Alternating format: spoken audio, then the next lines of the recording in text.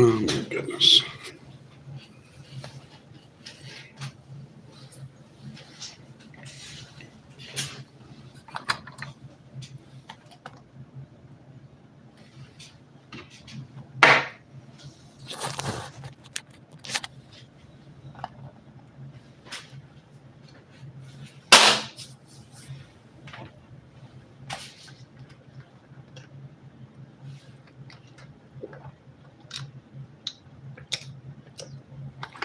I got to lighten up this hair. Yeah, it really came out too dark, didn't it? Came out way too dark.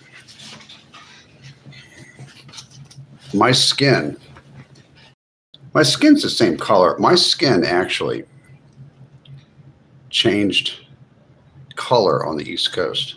Well, I'm not on the East Coast. I'm on the Eastern Seaboard. Not really on the seaboard. I'm in what they call the Piedmont region, like Raleigh, Durham, Chapel Hill, kind of going southeast towards Atlanta. Mm-hmm. I'm about 2 hours from the coastline of North Carolina. Our islands go out into the ocean there. I'm not really on I guess you could sort of call this the Eastern Seaboard. It's not too far from the seaboard itself. Anyway, let's see who's here. I never come on this late at night. Peace Harmony 00. Hey, good to see you again. I'm around. Yes, I am. I'm Randall. And I am around.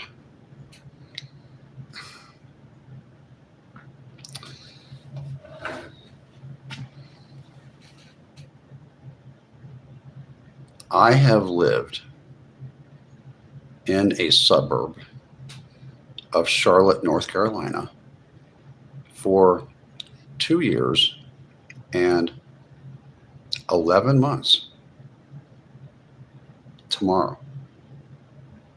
Starting tomorrow.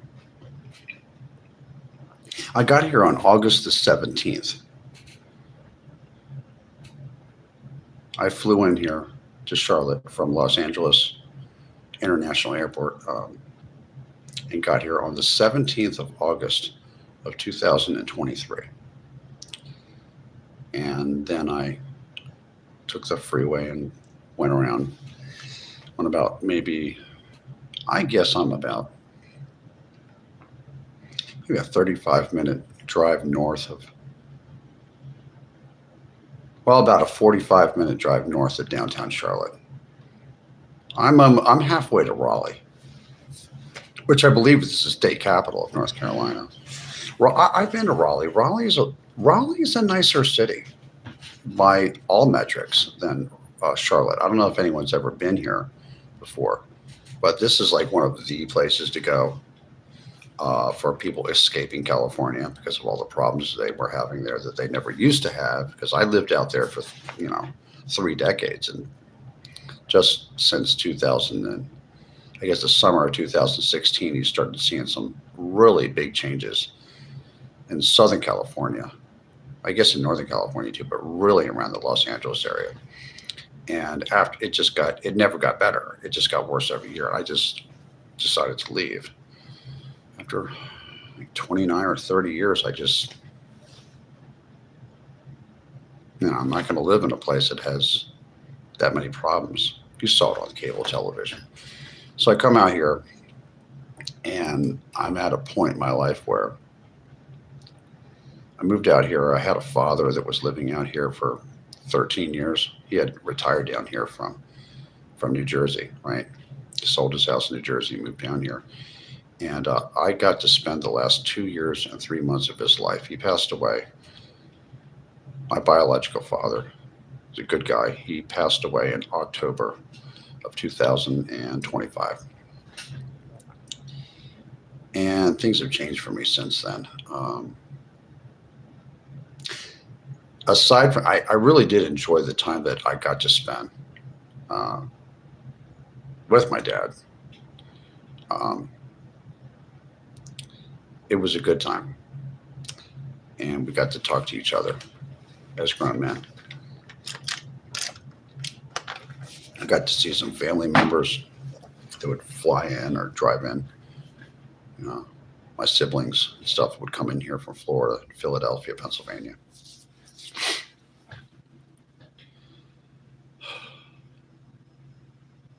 But you know what? North Carolina and the rest of the South is really, I'm not, some of it is okay. Like Virginia, North Carolina, I guess parts of Tennessee I've been through. It's changed a lot. I guess it's okay for some people. Some people it might work for them, but the South really is not. The southern part of the United States is really not my cup of tea. I mean, I did grow up in Philadelphia and New Jersey, and I did live for about 29 or 30 years in Los Angeles, California, and I lived for about 3 years up in Seattle metropolitan area. And I'm really not a southern person. And at a time when I deem it reasonable and proper, I am going to leave this area. I'm kind of dissatisfied with it. Charlotte is not what I thought it would be. It has a lot of crime here. It didn't look that way at first, but it's just like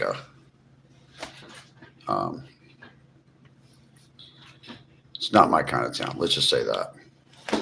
And it's time for me to move on.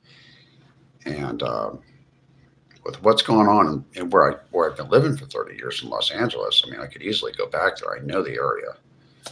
I could live in the city or out in the suburbs or anything like that. And actually, believe it or not, the rents came down about 10 or 15% in Los Angeles. They're getting crazy, but they actually came down. It's actually more expensive to live in South Florida or New York or Washington, D.C. than it is to live in Los Angeles. I mean, the rents in Chicago and Los Angeles are about the same now. It's kind of funny how when they have like 100,000 people just living in tents and cars and stuff in LA, all of a sudden, you know, a lot of the people with the money have left and you got a corrupt government there. So a lot of people split that made money in Los Angeles and were the tax base. And now the rents came down. You got the FBI and ICE and Homeland Security like raiding all the parks, and I wish they would have taken care of that a long time ago, like 5 years ago. But I just couldn't stand to live there anymore. It wasn't the place I remembered. I think it's going to get fixed up. I may eventually. I mean, if I have a business opportunity in LA, I will go back there. Lexington, I like Lexington myself. I don't like Louisville. I like Murray, Kentucky. Murray, Kentucky is nice, and Bowling Green is nice. It's sort of a northern state. It's still kind of like southern. But Murray is nice. Bowling Green is nice. There are some places back east that I do like. I like New England. I like the Midwest a lot. There's parts of Kentucky I like, yeah. I don't know if I'm ever going to get a chance to go back to my adopted hometown of Los Angeles, California. I'd have to see some major changes there. I love the weather there. LA has the best weather in the entire world. It's not just, it has weather that's better than the Mediterranean weather that's in the Mediterranean. It stays between like 50 and 80. It's like it stays between 45 degrees and 80 degrees more days than any other place in the entire world, including San Diego. It has actually the perfect climate. I guess that's why 10 million people live in Los Angeles County. That's the city plus the 80, I think it's like 86 or 87 different municipalities around it. I'd have to see Karen Bass, not the mayor.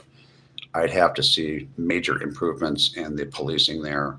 And It's mostly the policing and the get the corrupt government out of there. I already know that the FBI and a lot of three-letter agencies are they're all over LA County. They're all getting into things and finding out all kinds of corruption and all kinds of stuff they have to fix out there. You just can't see, our biggest ports are the Port of Long Beach and the Port of Los Angeles and the San Pedro neighborhood of LA. And you can't and major refineries out there. Manufacturing is the largest manufacturing county in the United States. And you can't let that place go and have a healthy United States. It has to function properly. And the federal government has to step in, not just to LA City, but to LA County and into California. And they need to turn things upside down and shake it out and find out what's rotten there. Because there's a lot of stealing going on there and a lot of corrupt government. And a lot of things that many people might not realize are very important to the United States. It's kind of like, what else is a really important part of the United States? I mean, for the economy, not just like New York and New Jersey and Philadelphia area, that area is, but also like Houston and parts of Louisiana where they have a lot of refineries and things like that. That's a big port down there too. You can't have that place fall apart. Also, the Seattle metropolitan area is extremely important for like military purposes and the high tech. Also, the San Francisco Bay Area, which includes San Jose, Oakland, and San Francisco. That whole area is extremely important to the economy of the United States. So you got the San Francisco Bay Area, the manufacturing and stuff. It's not just movies there, television, but it's actually factories, and it's a factory town, Los Angeles, and also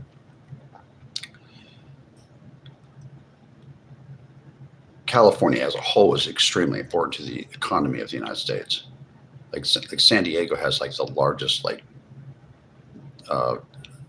in numbers, I think, of military personnel that live in the San Diego area than any place in the country, maybe in the world, outside of China. As far as firepower and our personnel, you can't let that place go. You can't let the Houston area go. You can't let. There's just certain parts of the country you just can't let go. Or we're going to start having bigger problems and more inflation than we even have now. I'm just being honest. This has nothing to do with politics. You know, early 90s Lifetime movie actor. Well, thank you very much. Thank you very much. I was what do you call me? I'm in direct sale. I worked in retail management. I worked in the restaurant business when I was real young, and then retail management, and then in the nightclub business, and then I worked in direct sales and commission, cold calls. I sold tools. I sold aluminum and vinyl siding for homes, roofs. I'm a salesman. I've sold used cars, all kinds of stuff. Probably should have sold. I really never got into, for very long, selling automobiles. I should have. I never got into the entertainment business. I did live in a neighborhood called Hollywoodland. Thus, that explains the name of my channel. Hollywoodland was the name of the neighborhood that's directly underneath where the Hollywood sign is right now. It used to read Hollywoodland. It was made out of wood that was falling apart and stuff like that. And it said Hollywoodland, and the LA and the D, they just took that away. The city acquired somehow the responsibility of maintaining the sign, and they kept it as Hollywood, and they put some fences around it. This is way back in the 30s or 40s or something like that. It's been maintained to this day as a sign. It has no lighting. It's just the moonlight and the lights of the city. 4 million people live in LA, and that's what keeps.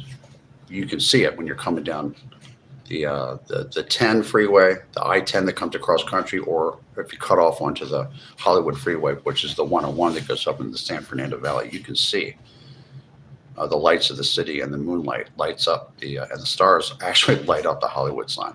And I lived in the neighborhood just underneath it, about maybe a quarter mile to a half a mile. It's kind of a cute little neighborhood. It's called Hollywoodland. It's up at the very northern part of Beechwood Canyon. And I rented, when I was a young guy, when I was like really young, like 19, I rented a guest house in back of a mansion that was way up in Hollywoodland. I could look out the back chain link fence, and I could look up, and I could look right up at the Hollywood sign. I thought that was kind of cool when I was 19. But let me tell you something. Getting down that hill, what it could do to your transmission and stuff. Let me tell you something. You have to have some money to live up there, or you have to be a pretty good auto mechanic. It'd be a pretty good auto mechanic because your transmission's going to go. It's just all these windy hills and everything like that. Yeah, so I only stayed up there for about 10 months, and I came down into central Hollywood and lived down there. Lived in different parts of the city. But I had my fun out in California, you know. I don't know if I'm ever going to be able to return. I'm homesick. I have friends out there. I know people that have known me since I'm 19 years old, and they're still alive, and they're a little bit older than me, and they're still alive. Bouncing around. These are guys old enough to be my parents. I mean, these are guys in their 80s and stuff. They're still around. They remember me when I was like 19. How old was I? I was like, they were like in their early 40s or something like that, or late 30s or early 40s. And these guys must be in their late 70s or early 80s, and they're still alive. They're skinny. They're eating their vegetables, and they're running around. And I was bumping into them at the check cashing place. I was like, dude, you're old, man. And they said, you know what? If you're lucky, you might live to be my age one day. These are guys like 79 years old. Let's say when you get in there, now, you know, these are guys like my mom and dad's age, you know. My mom's 81. She's still alive, and she's just running around. She picked up this smartphone thing pretty fast, man.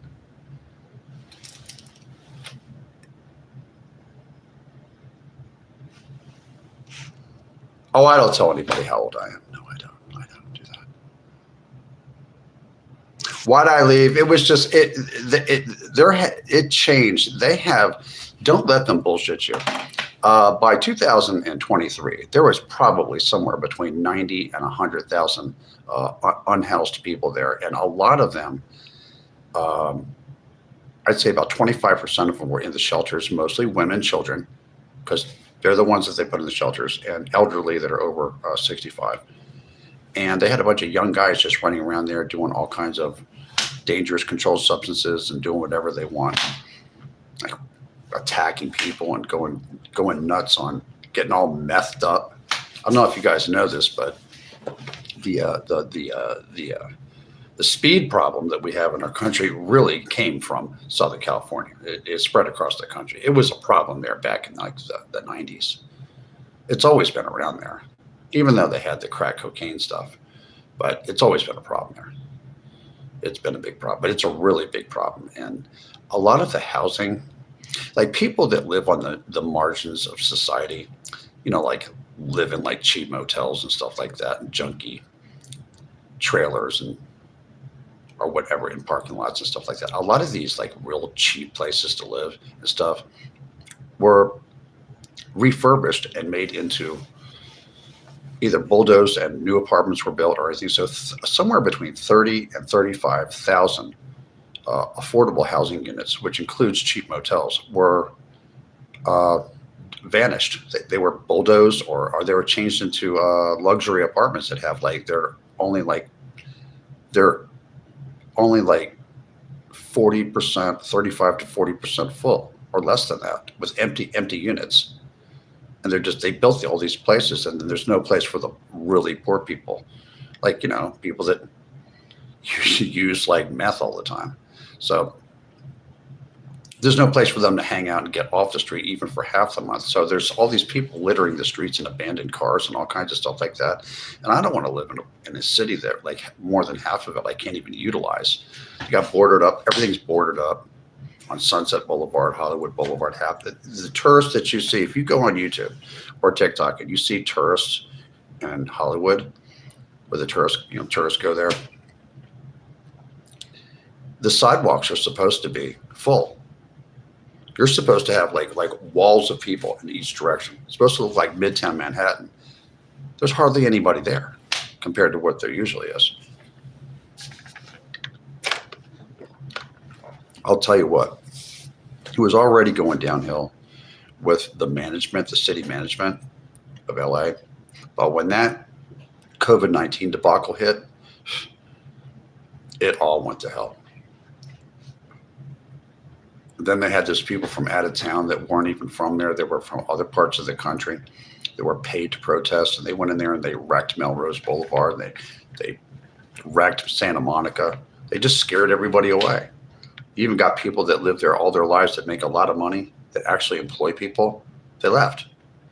I mean, they're going to go to Scottsdale, Arizona. They're going to go to like the nice part of Las Vegas, like Summerlin. It's called Summerlin. It's kind of like a real nice part of Las Vegas Valley. Or they're going to go to Dallas Fort Worth area. They're going to go to Austin. That's basically our Boise, Idaho. There's people that are native to Los Angeles that left, that are upper middle income, and people that are kind of rich that have like, I don't know, maybe they have a net worth of 1 to 5 million. Those are the kind of people that will leave faster. Like billionaires and people that have like $20 million in net worth, they can afford to take the hits and stuff somewhat to live there. If you have like 5 million or under, you think about how much money you're being taxed. Say, well, maybe I'll just go and live in Nevada in a place that looks like Mars, and go live in a gated community in a house that's twice as big for a lot less money. I guess a lot of those people are old and they don't go anywhere anyway, so they can just sit in Las Vegas in their house and they can just go watch their Fox News or their CNN News or whatever the hell they watch and live their life there. You know, they're too old to go out and decide that much anyway. Take your $5 million and put $3 million in the bank and buy yourself a house for $1 million. Is twice as big as the one that you have in Beverly Hills, right? I don't blame them. I mean, they don't want their wife getting like whacked, you know, while they're somewhere else. The guy might still be working somewhere and come home. I mean, there's home invasions that were going on in there. That's how bad of a mayor Eric Garcetti and Karen Bass were. You got everybody and their mother suing the city, and they don't care. She's a card-carrying communist. They know exactly what they're doing, and they're trying to cause chaos there. And they're teaching the children that United States stole the land from Mexico and all these lies and stuff. And the children actually believe this stuff. And they're passing the kids through the school, giving them high school diplomas when they have like a third grade English reading. They could read at maybe a second or third grade level, and they're being passed through high school. The whole place fell apart. It wasn't that way. When I first moved to California, California was like the best place in the entire world to live. Like in 1988, it was like, oh my God, I can't believe I'm here. I'm poor. I was like a young guy. I was like a young guy. It's 1989 or 8. I think it was 89. And I was like, oh my God, I can't believe this place. The weather's perfect. There's jobs everywhere. Oh my God, there were so many jobs. I made so much money there. You could do anything. You could sell cars, work as a waiter, you could be a bartender, you could do anything. Everybody was just taking those credit card machines, the old-fashioned ones, and just spending money like it's water. That was from the mid 80s. I wasn't there in the mid 80s, but I mean like the late 80s all the way through until 2007. And then the economy got bad for a couple of years, and then it got better again. You know, it actually, I guess under Obama's, I'm not a big Obama fan or anything like that, but his first 4 years in there, the economy got better. Like 2010, 11, 12, 13, 14, 15, those years, the economy got better, and you know, you could continue to make money there.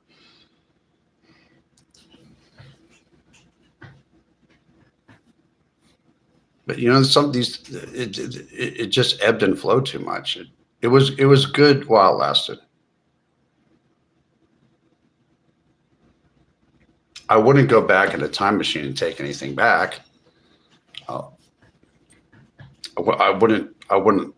I live my life the way I want to. I'm adventurous. I was a young guy with my friend. I only had $2,000 in the bank. That was a lot of money back then. Well, not a lot of money, but I had $2,000 in my bank. I had $200 in my show. I had $50 in my wallet, and a Greyhound bus ticket, and a promise from somebody I called out of the Yellow Pages before the internet that they were going to save a motel room for me for 1 month. And I went out there, and her name was Mary, and she was the manager of a place called the Retan Hotel. If anyone's from the area, it's on Whitley, in between Hollywood Boulevard and Yucca. And she rented me that Donald and I rented that room in that 1927 Art Deco motel, about a half a block north of Hollywood Boulevard, for $442 and some change a month. We paid it for 2 months, and then I found at that guest house. And I remember I found a job in 2 days. In like a week, I found another job. They had a brand new Olive Garden that opened up in Glendale, a neighboring suburb. So I had 2 jobs, and then I got a job selling. I was selling women's shoes. I sold women's shoes too. It was fun. On Hollywood Boulevard, it's a shoe store that's not there anymore, but on commission, 7% commission. It was fun. Got a lot of phone numbers. Motel 6 was really cool to me. They always left the light on for me, so I could use my phone numbers, you know. But I wouldn't take that back, the life I led, for anything. It was amazing. And I did not work in the entertainment business. I just worked in sales and restaurant business and retail. That's all I did. It was a good experience. Except I went up to Seattle for 3 years. I lived in Seattle for 3 years. Also had a very good experience there. A lot of work up there too.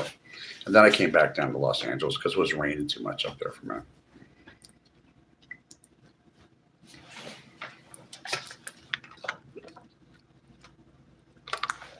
A lot of people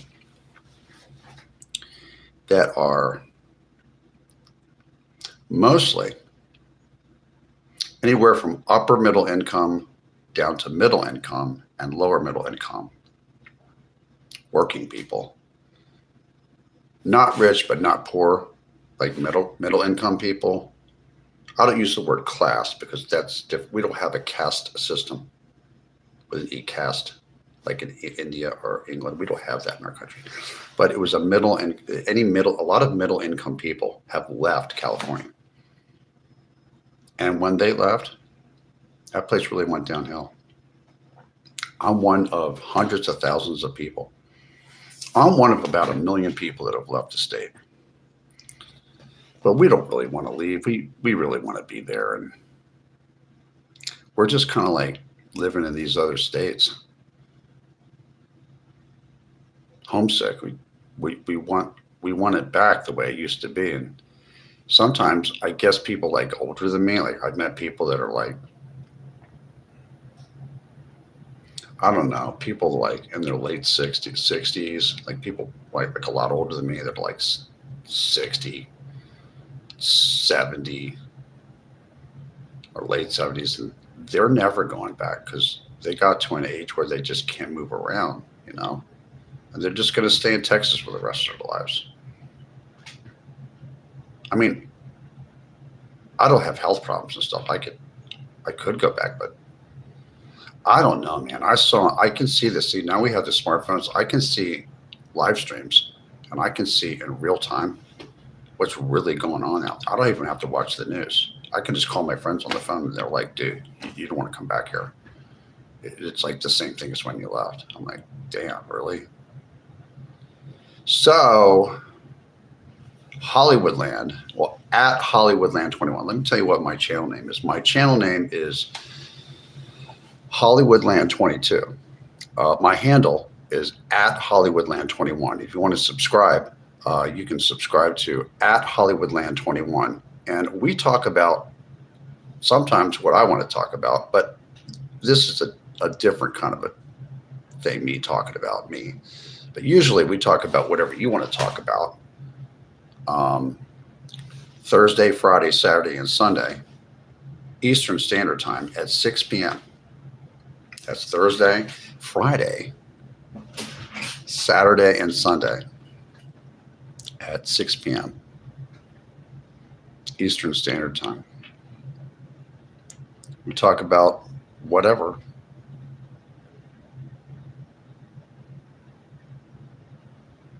I don't do panels or anything like that. I'm going to relocate. I don't know when I'm going to do it. It might be very soon. I don't know. I picked the state. It's going to be Missouri. At first, I was going to go to the suburbs of St. Louis. There's a lot of reasons why Missouri. Mostly because of the cost. It's lower cost. It's actually lower cost in St. Louis and Kansas City or Columbia. It's lower cost in Missouri anywhere than it is in the Charlotte, Raleigh area in North Carolina. A lot. There's a big difference. I mean, you could find like a I don't know, a townhouse or a small house or maybe a condo. You could get a place for like a couple $100,000. I mean, you don't have to pay $450,000 for a freaking house to live in the Charlotte area where they have all kinds of crime and everything. I'm not gonna. You guys didn't know that? Yeah, Charlotte's like that. It's like a mini Atlanta. You don't want to live here. I'm the real news.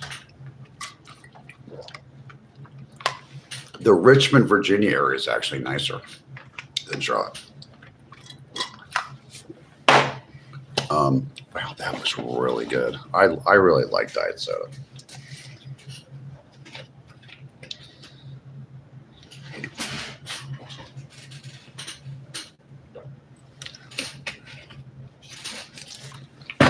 So it's not tentative plans. I am going to Kansas City, Missouri. I might decide to go over to.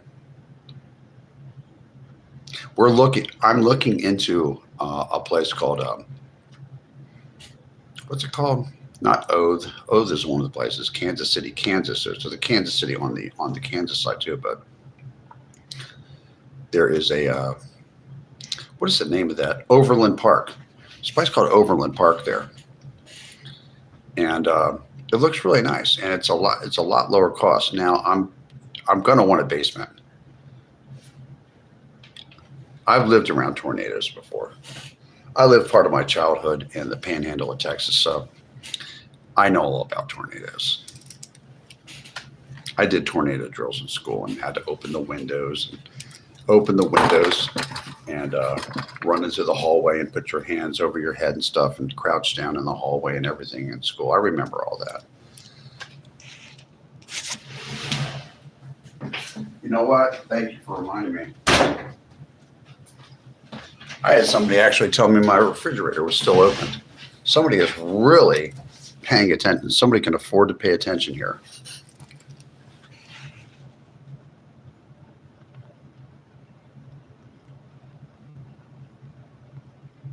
I don't drink milk.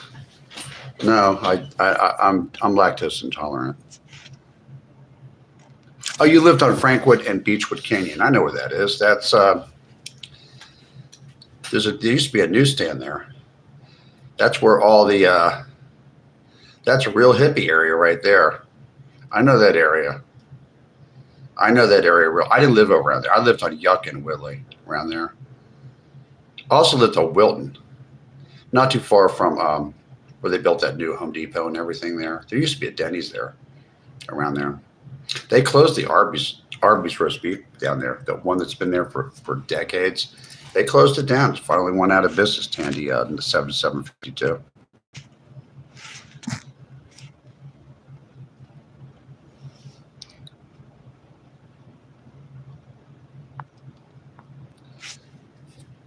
I had no idea. Well, we have 98 people in here. Wow, that's a lot of people. Or maybe it's not. Sometimes I have 300 people in here.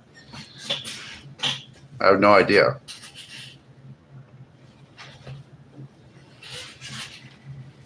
Yeah, so I think the move to the middle of the country is a wise move, considering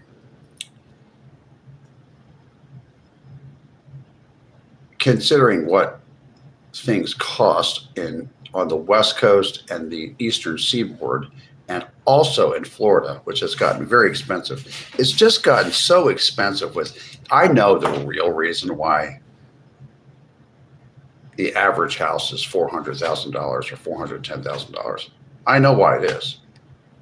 You're not going to like the answer. The answer is we have like somewhere between 30 and 40 million undocumented people in our country. They're taking up bed space and stuff like that, and everything went up. And it's because of all the excessive throwing around Section 8 apartments all over the suburbs and stuff all over the nation ever since Obama was the president. Before that, they were just throwing them all over the place. And somebody else is paying, they pay like, what do they pay, like 1/3 of the rent, and then the taxpayers pay the other 2/3 of the rent. I mean, everyone got poor.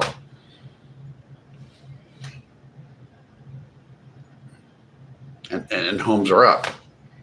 It's not BlackRock.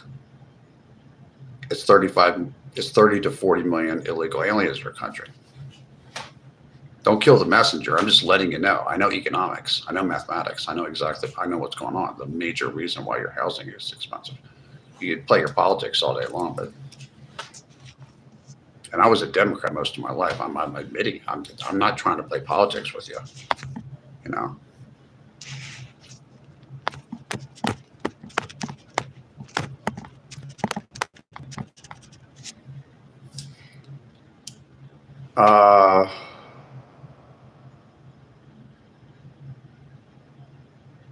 Dramatically, because the state funding wouldn't pay these exorbitant rent prices.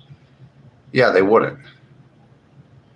And it just naturally, even without the government housing factor involved, I mean, it just that they went up.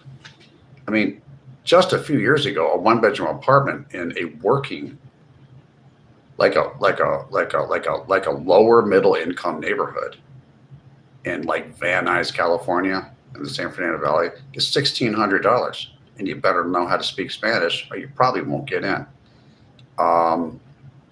It's like that in LA. It didn't used to be like that in LA, but there's some stuff going on out there. It's just not cool.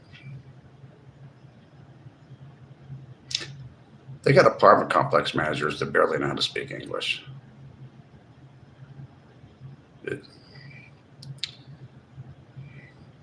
Everybody spoke English in 1988 in Los Angeles, no matter who you were. Didn't matter if you're just a Caucasian or if you're Hispanic or Latino or whatever. Everybody spoke English. Now you go there and like everyone's speaking Spanish in public.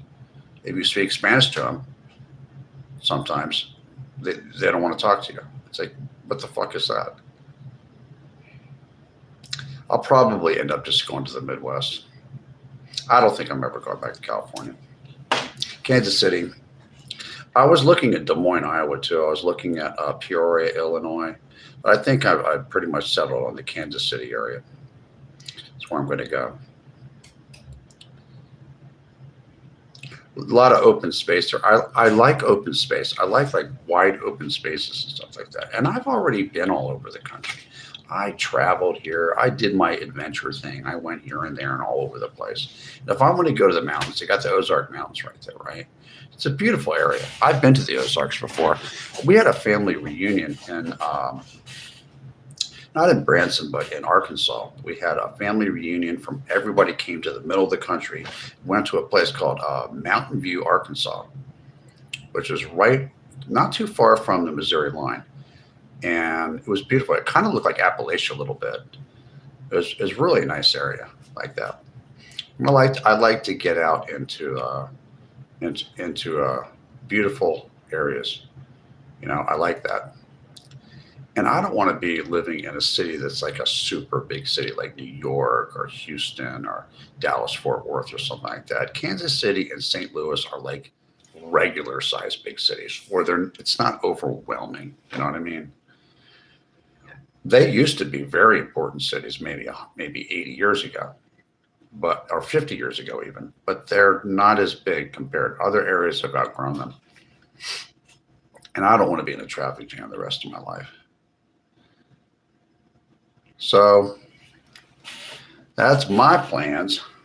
This is at Hollywoodland 21.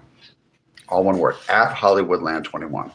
If you hit the subscribe button, that's what I need you to do the most. I need everybody to hit the subscribe button to at Hollywoodland21 and tell your friends all about at Hollywoodland21.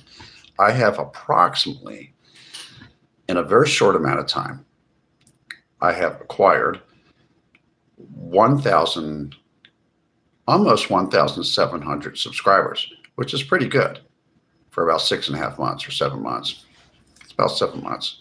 I've had other live streamers tell me that that's pretty good for just being on here like an hour and a half a day for 4 days out of the week. I might start going on here all weekend long because I have other things I have to do during the week, like Monday, Tuesday, Wednesday, Thursday, Friday during the day. I'm very busy. So it's actually like working a part-time job that I'm not getting paid for. This is not a monetized channel right now. I'm just trying to get my subscriber count up to at least 5,000. My goal is to have 10,000 subscribers to at Hollywoodland21 by September the 1st of this year. It's not too long from now. And I'm making a decision either at 5,000 subscribers or at maybe 7,500 subscribers, one of those numbers. I'll make my decision. I will monetize the channel just to make a little bit extra money. I don't really need the money. I mean, everybody can use money, like if I can make a couple hundred or 300 extra dollars a week, and chump change, that'd be great. For just working maybe 2 hours in the evening, maybe 5 or 6 days a week. I wouldn't mind. It's not bad. I just got to get my subscriber count up. That's why I need you to subscribe, please. Thank you very much to at Hollywoodland21. Let's get me up to 10,000 subscribers, as a matter of fact, by September the 1st. I think we're going to have a lot of fun on this channel. I do believe that this channel is going to get up to 100,000 subscribers at some point. This is going to end up being a really good channel. There's a few reasons for that. I talk about a variety of different subjects. This channel is really going to get steered in the direction that you want it. There's only 3 rules that I have on my channel. And the 3 rules, well, 4, really. Number 1, no chatting about anything that's anti-Semitic. Any anti-Semitism, and then I will block you from this channel forever, and you'll never get to come here again. Number 2, any talking about racial bigotry on this channel, and I will block you forever, or my moderators will, because I got 4 moderators. Maybe not tonight, I don't know. Any talking nasty about women or children or hurting women and children, you're gone. You're blocked forever. And any character assassination, if you start talking and saying things that are not true about me, or really about Are you just being a pest and saying things about other people in the chat and disturbing them? You'll be blocked too. My moderators are good. I have at Dakula1, I have airline_pilot, I have Jerry, and I have Daniel Holman. Those 4 moderators are. I'm very grateful to have those moderators. They do a good job of keeping the chat flowing. I'm really happy. I really lucked out on that one. Maybe it's a blessing from Jesus, you know. I don't talk about religion too much, but I am a Protestant Christian. And I am.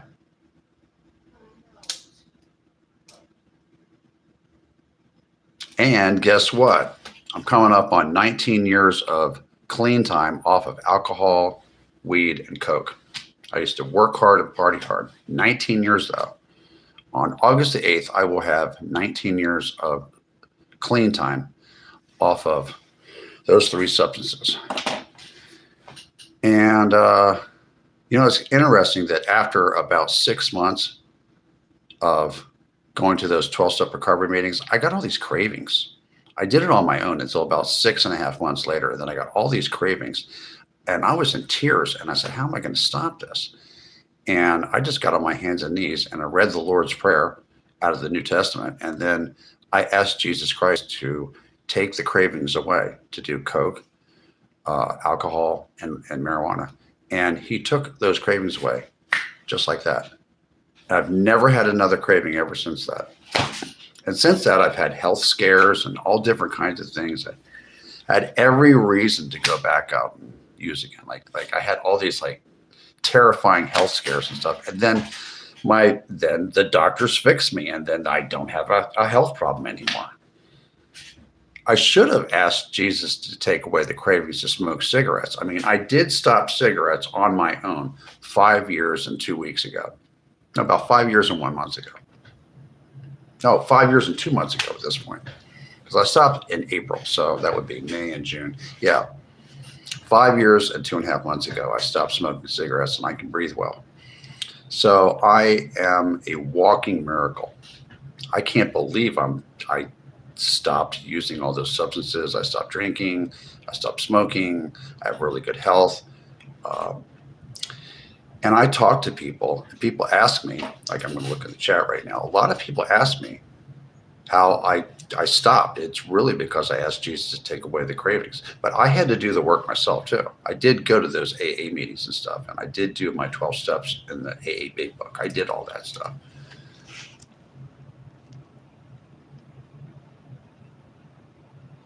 I should never quit drinking and smoking. You think so? Okay. You think that? Goodbye.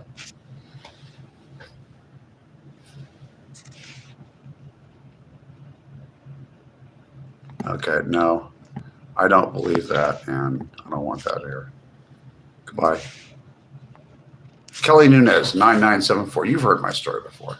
We have some new people in here. I'm here late at night, Kelly Nunez. I just decided to come on late at night, early in the morning, just to see who's on here. I really have no idea. Quite frankly, I know some things about live streaming that I learned through live streaming that you only learn if you live stream for a while. I did TikTok for 10 months and then I got out of that. I got my reasons. And then I just chat on TikTok. I have an old TikTok channel called Hollywoodland.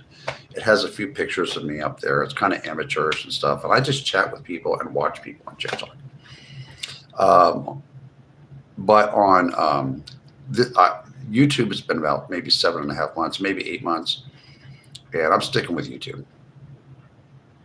I'm doing better on YouTube. Kick's good. Kick's a good platform for building a channel too. It really is. I got some friends that I've known since my chatting days in YouTube back in 2019 when I discovered live streaming. I didn't even know what it was. I had no idea what it was. So I have some YouTube friends, people I've actually talked to for a while. They have really good channels too. Some of them are very big channels, actually. Um, it's not 2019 anymore. It's 2026. I am 7 years older. I don't feel it. I mean, I'm the same person that I was when I was. I don't know how you guys are going to take this, but I'm the same person as I was when I was like 19 years old, or like when I first went out to like Los Angeles on the bus. I really, my personality hasn't changed that much. It really hasn't. I haven't. I mean, I got older, and I got, you know.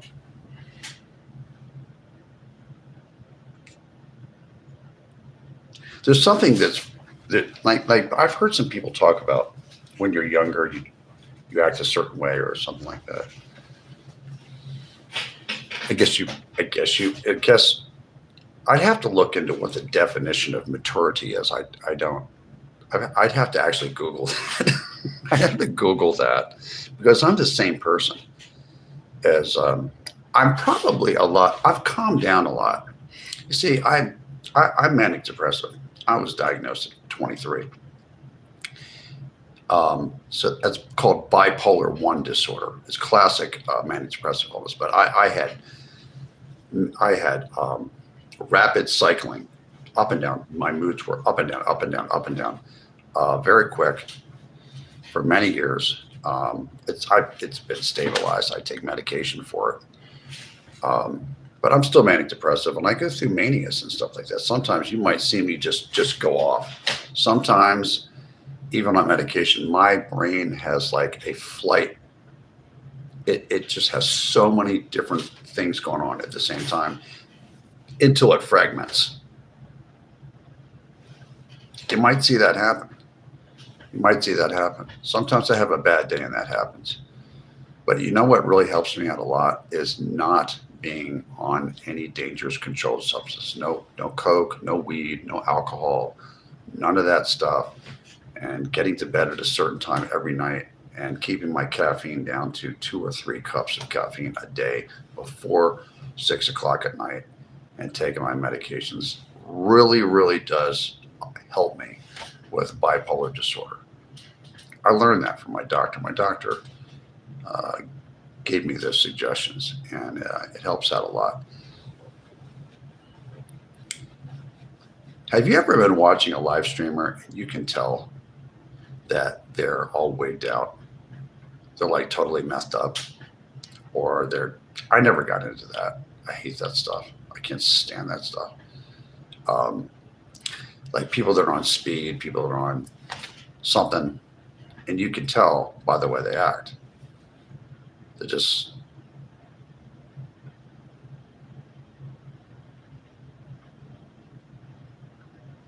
it's sad. I mean, to watch it, there's nothing you can really do about it. I mean, you can, it's like, you know, when I used to go to those AA meetings and somebody would go out and relapse and they go out and they'd be drinking and using substances. Because, you know, I'm out there in Los Angeles. There's lots of drugs out there. There's everywhere. It's not like Topeka, Kansas. I mean, this place has a lot of drugs. Narcotics Anonymous, the 12-step recovery meeting place, had its start in Los Angeles in the Van Nuys neighborhood. That's where they started.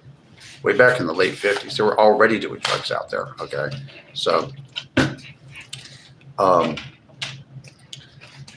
I'd had friends that would go out and they would relapse, and I couldn't do anything about it. These are people I really cared about. And then some of them died of heart attacks and stuff.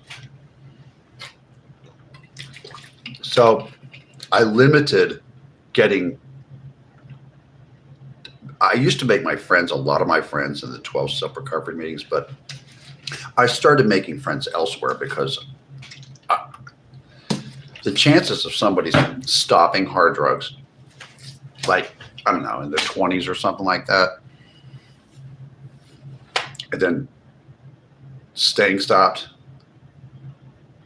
for the rest of their life or for long periods of time, you'd be surprised. It's like out of 10 people, maybe 2 people will stay clean the rest of their lives. then everybody else is just going to keep on using. And I don't know, maybe win the lottery and not be poor. Maybe they'll die when they're 51 years old, or they'll have a heart attack when they're 44 or 43 or 45 years old. I've seen that happen. People, and I'll get off the drug thing a lot of you people don't know about drugs and stuff like that, but the way I look at it, if you are over the age of 40 and you are still using coke, H, any kind of street drug, which includes speed, crank, whatever you want to call it, if you're still using that stuff over 40, you need to get your head examined. That stuff can make your aorta that comes out of your left ventricle, it can make it dissect. You can blow your heart up. You can blow your coronary artery can dissect. Talk to a cardiologist. They'll tell you. They'll tell you horror stories about people that are young, like in their late 30s, early 40s. You know, they're all in their room by themselves and they're all wigging out on that stuff, especially people that are getting methed up on that speed. That stuff, the smokable kind, the real powerful stuff. They used to call it ice. You do that stuff and nobody else around, just you, and you're doing your weed and you're smoking your cigarettes and stuff like that, and nobody else is around. And then all of a sudden, your aorta dissects at the root of your heart or down in your abdominal area, or just splits and starts leaking, and then all of a sudden you're dead. You got 15 minutes to get to an emergency room, and you might not even live then, or you have a stroke, and there's no one around. There's no one around. You're doing it. You're staying up for days. You're up all night and everything like that, and then you die alone. I guess like everyone else, because we all die alone, right? And that can happen to you when you're in your 30s, especially when you get into your late 30s and early 40s and beyond.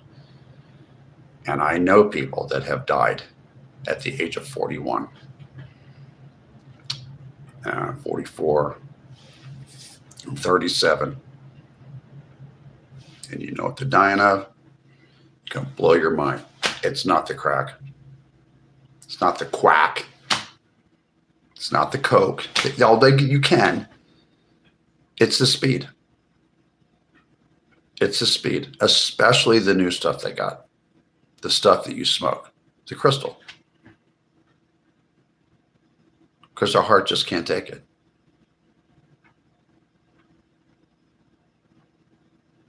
And some of the smartest people in the world, some of the most, you'd be surprised how many really like high IQ individuals will do foolish things because they don't want to face life on life's terms. And I don't want to sound like an AA preacher to you, but they don't want to look at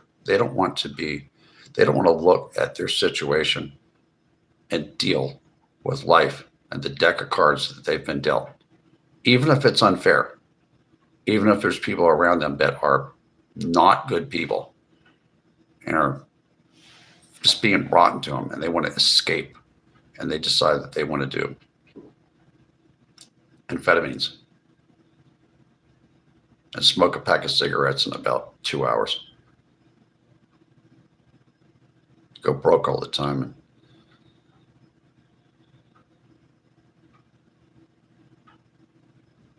I chose life. I didn't do that stuff, but when I was in my late 30s, I chose to live in a cockroach motel on La Cienega Boulevard, just south of Beverly Hills, right before you get to the I-10 freeway, if you know where Venice is, the Venice Boulevard.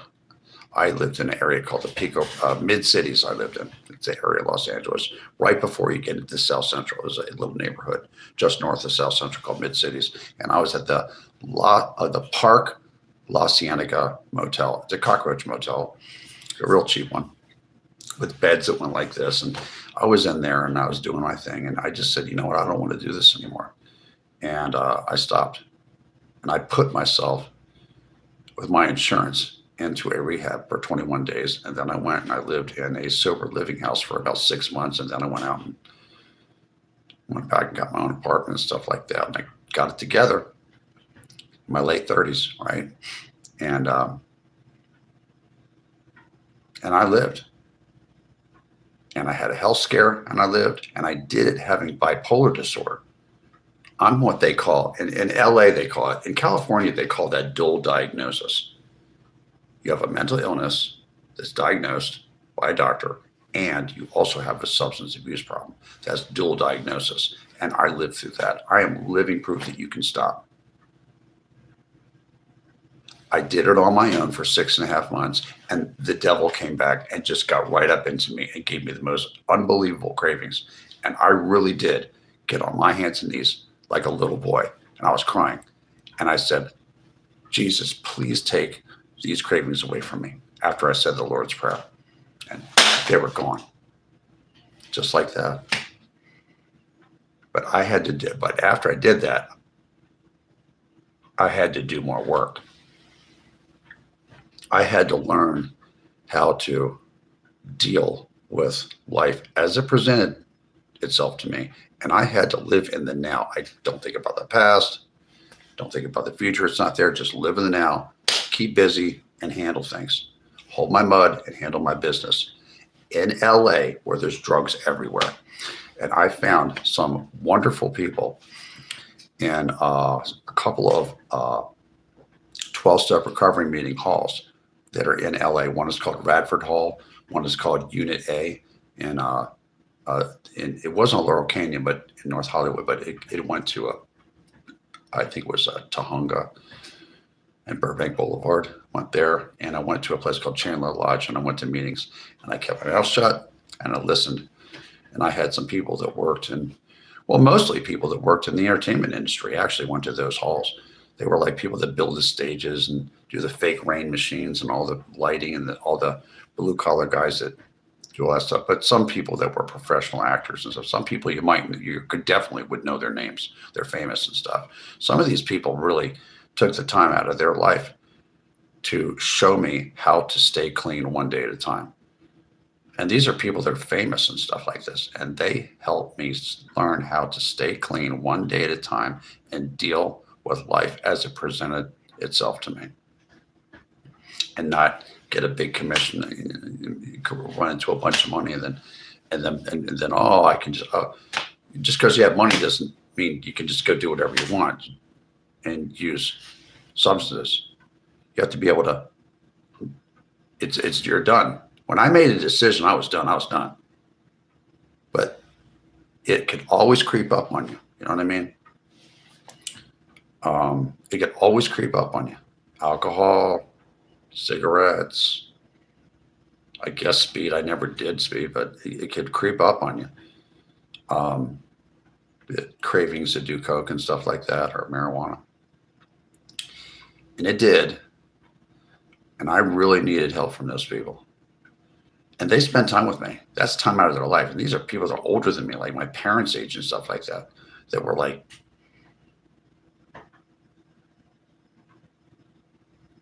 their time's worth a lot of money, but they're staying sober by helping me in these 12-step recovery meetings. Now, they don't work for everybody. It's not for everybody. A lot of people don't like 12-step recovery meetings, but if you don't like them, then, if you can do it another way, go for it.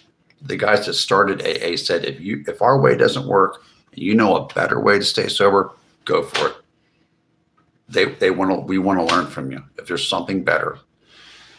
And there's other methods. There's other methods to get that stuff out of your life. But I took a little bit more of a spiritual way. Is what I did. I didn't run around. I learned how to just forgive people. Just forgive. If I didn't have my childhood was kind of, part of it was not that good. I had an essay that happened to me when I was like 11. I had all kinds of stuff happen to me. I had to get therapy for it and all kinds of stuff like that. You can't blame it. I mean, you get to a certain age and you're in your 35, 36, 37 years old. It's like, come on, 40 years old. I mean, my God, what are you going to wait till you're 45? By that time, you start to get your body like between 40 and 45, it changes. It's like, it's not a joke.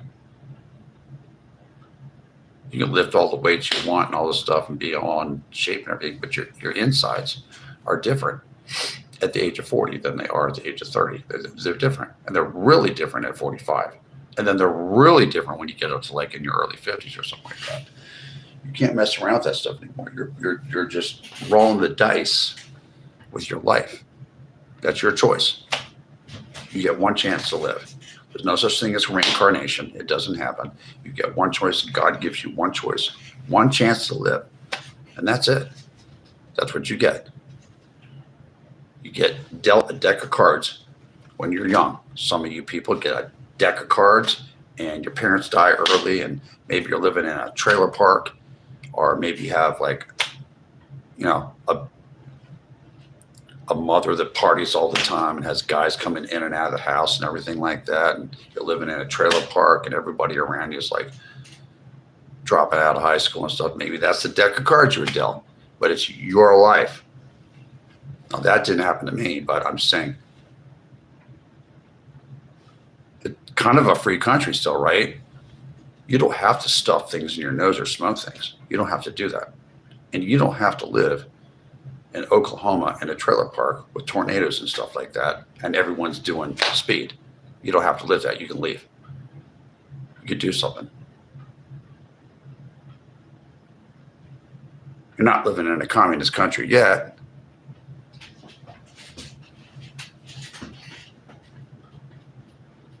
I'm glad that I grew up in a generation where, like, I guess they call us Generation X. I'm not too big on generations. I'm like, kind of like a little bit like a millennial, a little bit like kind of called a millennial Generation X-ish. I remember before the internet and stuff like that. I wasn't raised thinking that I deserve everything to be handed to me. Now, first of all, I'm a guy. No one's going to hand me anything. But I don't know what's going on. I don't know if you people see this, but maybe in the South, it's not so much like this, but it's not for me. But I will say one thing about Southern people.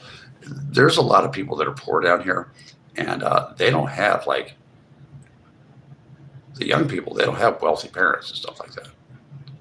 You're going to, like, go do construction and go to Texas for 6 months to do construction, or you're going to, if you live in a place like Mississippi or something like that, or you're going to join the military, you're going to do something. You're going to move, especially if your family doesn't have any money. You have a lot of options. But I'll give them this: at least these younger people in the South, some of them might not be as educated, but they know that they're going to have to get whatever they have by working for it. They're going to have to get theirs.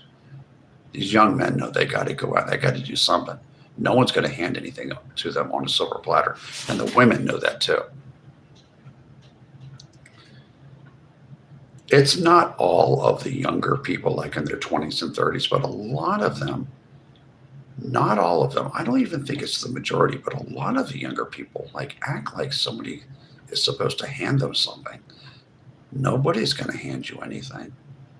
The whole world, people have to go out. The entire planet outside of the United States has to run out and figure out how they're going to feed themselves every day. What's this? Everybody thinks they're special crap going on. I don't think I'm special. I had to hustle for everything I have, There's no guarantees in life either. Oh, my parents were poor and everybody around me was doing drugs. It's not an excuse. I know people that grew up in trailer parks and stuff, and I don't know. They still live in it. Some of them still live in the trailer park and stuff like that, and they don't use drugs. Or maybe they own a house now. Or maybe they live somewhere else. Or maybe they never moved, but they just moved into a house somewhere and they have a job. Maybe they're lucky and they got a union job. I don't know. Maybe they got rich. I don't know. Worked their ass off. Maybe they worked their ass off and got a business and then lost their business and started all over again. But they didn't drink over it. They didn't use a bunch of drugs over it. You're never going to have any money if you do that. The only people that can use like chemicals and stuff and always have money are people that are born into wealth. I've met some people like that. I've met some people that were like born into wealth, and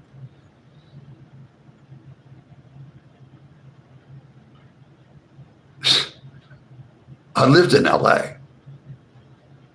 There's some wealthy people out there. I met some people that had like millions of dollars in the bank, and you'd be surprised how much money they went through. It's like unbelievable. And then they did not make it past the age of 54. Because your body doesn't care how much money you have.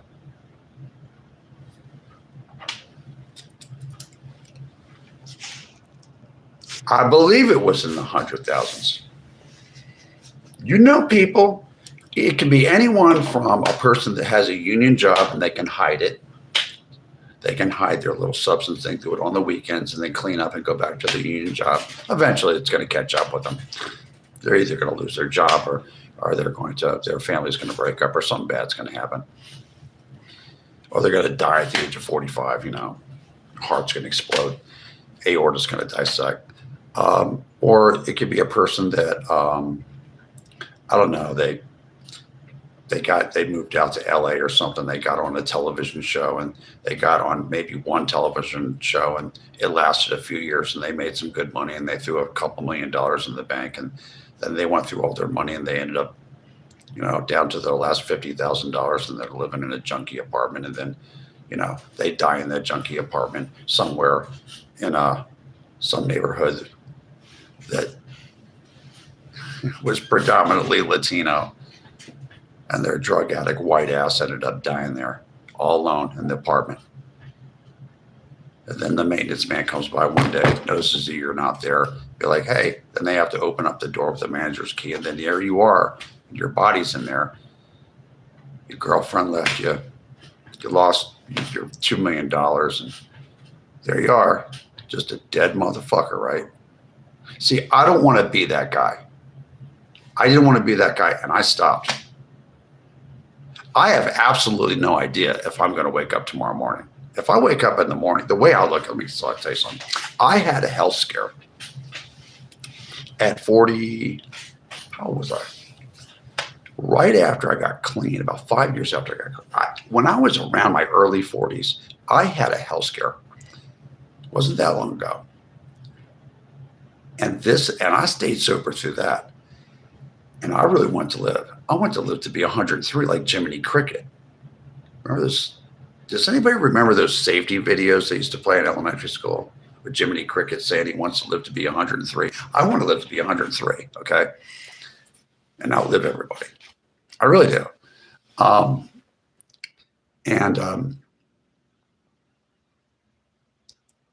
I've seen managers of apartment complex open the door. Say, who's that?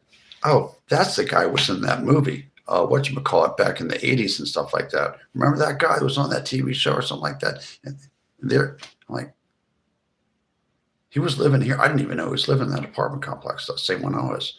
They opened up the door, and there he is. He'd been dead for like 4 days. Body all bloated out and everything like that. It's horrible. It's absolutely horrible.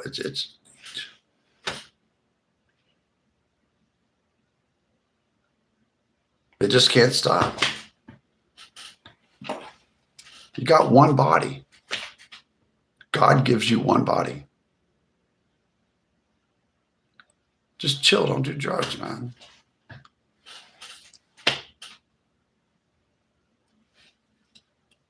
Man, this has been a very interesting last couple of weeks for me. So enough about my sobriety and keeping sober and stuff. It's one day at a time. You have to make a decision. Do you want to live or do you want to die? And that goes for alcohol too. Like when you're drinking hard liquor, like vodka and all that, everyday vodka. doing a fifth of vodka. This is as bad as doing drugs. Just make a decision. What do you want to do? Do you want to live or do you want to die? Are you that fucking depressed that you just want to fucking die? I can't stop you. You know, not me. I'm not that. Holly, how you doing? I see you there. All hail George Washington.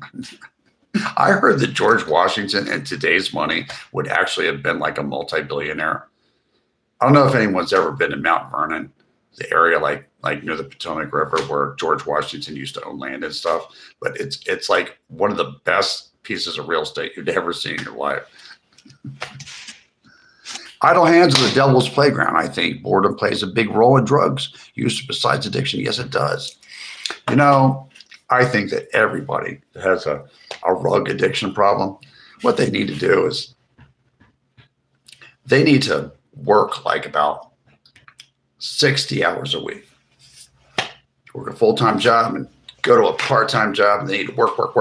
So it's so busy all the time. The only thing they're doing is making money, and they're spending it on nothing but food and paper products. And they never buy drugs with it. They just work for like about 3 years. Like, I don't know, maybe if they have debt or something like that, maybe you can go to a debt consolidation place so you can make one easy payment a month. I disagree with you. Childhood trauma, it can trigger addiction, but addiction is from my observation is a personal choice. It was a personal choice. I didn't have to do it. Nobody put anything in my mouth or anything. So I don't blame it on childhood trauma. I had childhood trauma. I'm not going to get into it on YouTube, but it's unbelievable. A certain part of my childhood. And I don't blame anybody that abused me for me putting pipes in my mouth or anything.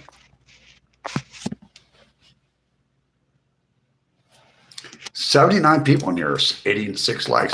If you could hit the like and subscribe button, it's at Hollywoodland21.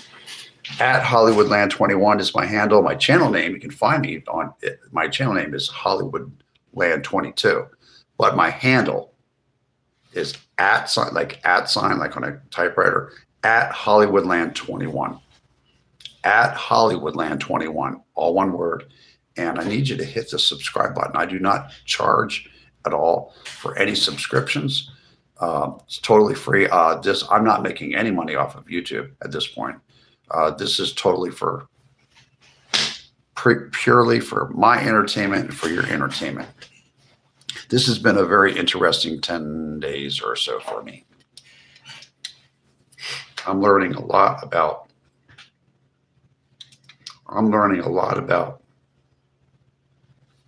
people, and I'm learning a lot about what it's like to be a live streamer. And I've been doing a lot of praying lately for other people. Yeah, I have.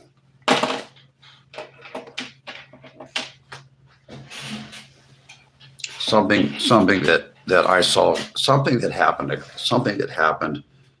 I think at this point it would be perhaps, I don't know, it was 10 days ago or maybe 2 weeks ago, somewhere between 10 days ago and 2 weeks ago. I was watching a live streamer. I'm not going to tell you who it is on a platform, and something happened that actually brought a tear to my eye. And it just like hit me like a ton of bricks. And I was just like,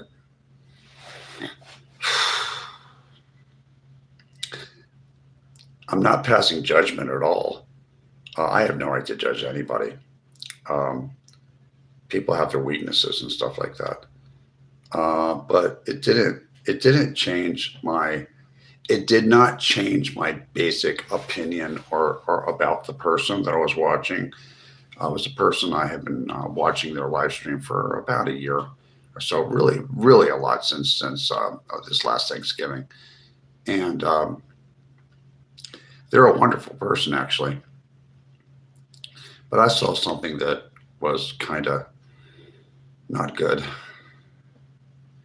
and I just decided that I was going to pray for this individual, and that's all I can do. That's all I can do.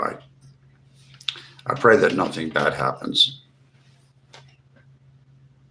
But you know what? You can lead a horse through water, but you can't make him drink. And sometimes if you have to just pray for your friends, whether it's in real life or a lot of people don't understand something. I can assure you, I want you to hear this. I want you to come real close and listen to me. If you're on YouTube and you're live streaming, or if you're on another platform like TikTok or Kick or anything like that, and you're live streaming, it's only like anywhere from maybe a 1 second to 5 second delay, depending on whether or not this stream is working well. It's real life. It's not unreal life. There's no such thing as a parasocial relationship. Either you have some type of a friendship or association with somebody that you're watching on a live stream, or you don't. It's either or. It's real life. And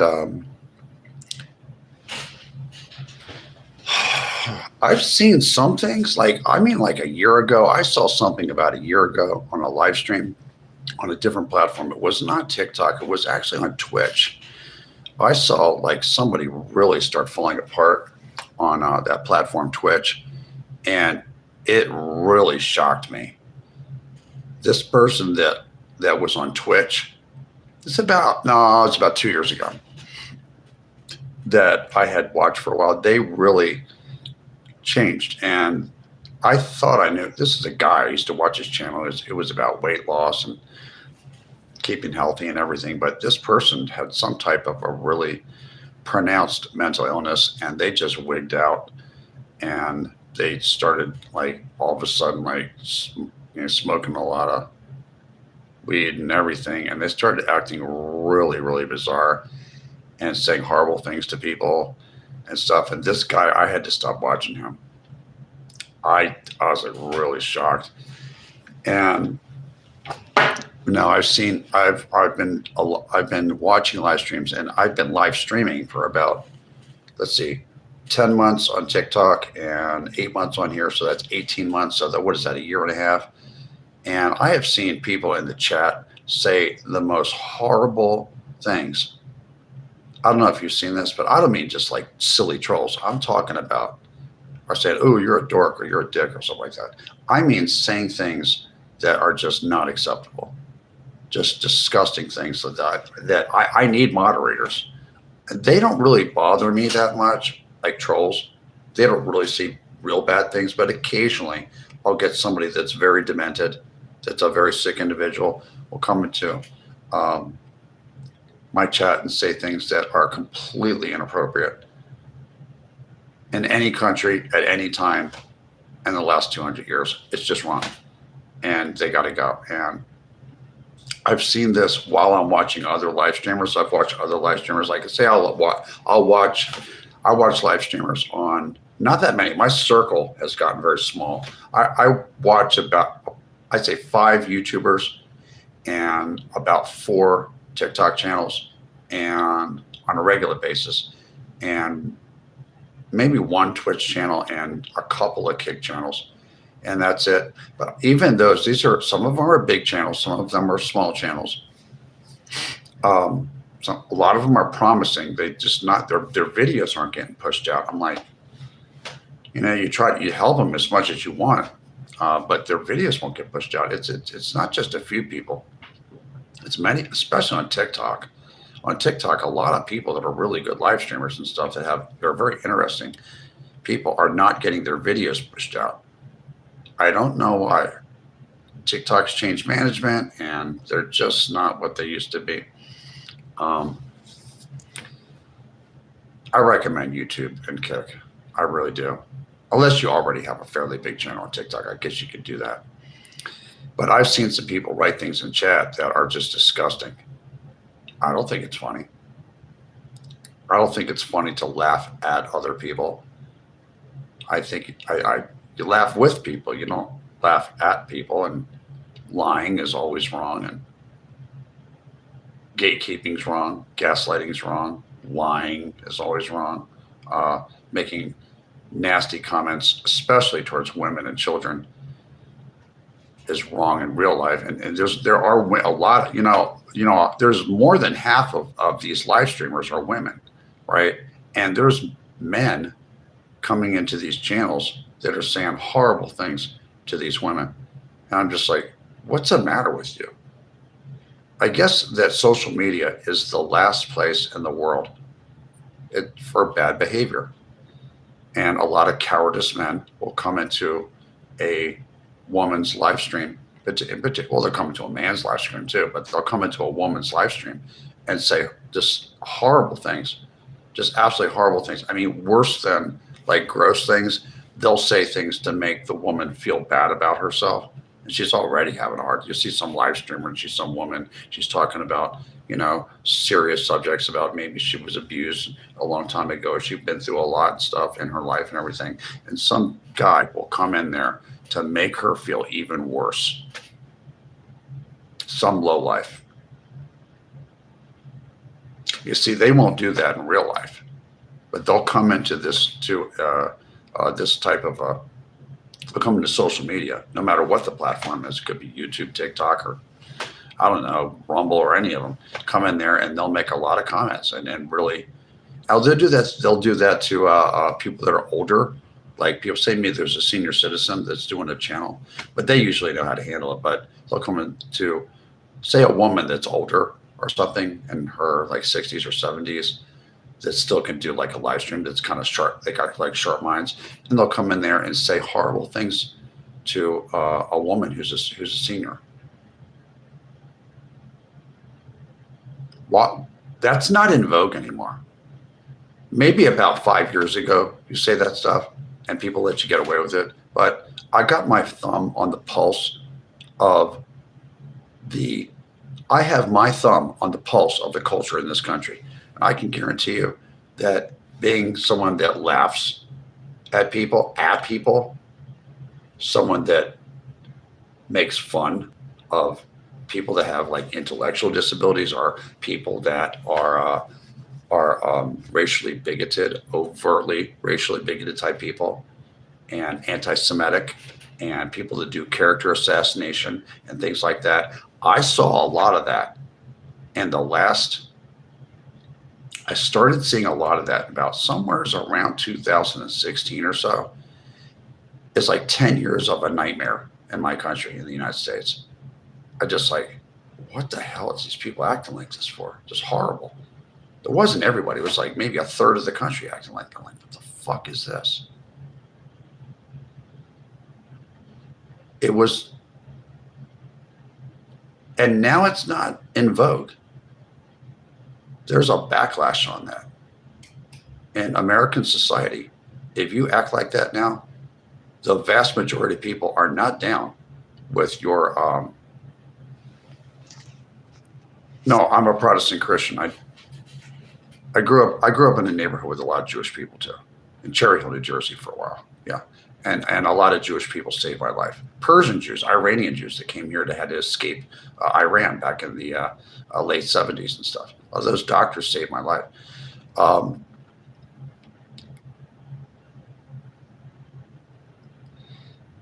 And I saw this bad behavior for like about 10 or 12 years. And then all of a sudden, like even before Trump got in there, when Biden was in there, a lot of that behavior, the country started changing, the culture started changing, the mainstream culture, and even the younger people stopped. Like the real young people, like under 25, they're actually nicer. A lot of the, I hate to say it, but some of the younger, I'd say a lot of the millennials the younger millennials and some of the generation after that, Generation Z, all this anti-Semitism, racial bigotry, talking about skin color and gender and all this ad nauseum is like, what the fuck are you doing with your life? You talk about that stuff? Dude, aren't you working and trying to get a nice car and go with your friends out on a quest to pick up hot chicks at the discotheque? What the fuck are you doing, dude? You're on here and you're talking about stuff that what matters is what's in here. It's not what gender you are, what color your skin are. Is it, what the fuck are you talking about? Like all the time, constantly. It's like, I don't get that. Anybody that's my age, anybody that's over the age of like 45, they don't get it. Unless you're some kind of fucking weirdo.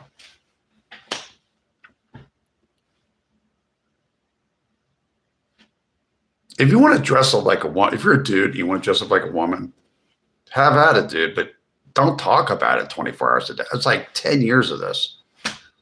America doesn't want to talk about that shit anymore. We just want lower gasoline prices and lower rent. And we want lower food prices. We just want to have some money in our pocket, not be poor. That's what most Americans want, to have a nice middle income life. They'd be satisfied with that. I'm not satisfied with that, but many people would be very satisfied just to have a middle income. But the culture is changing. I manifested it. That's another thing. You don't manifest anything. I guess you can speak good things. Yeah, maybe you can speak good things into existence. You know, is that biblical? Yeah. And now I notice that people are not talking about bullshit so much. And they're really, the average American really just wants to have a normal life. And they want to protect women and children. There's more good, the good men are handling business now. And these bad men are being dealt with. And they're going to be dealt with more.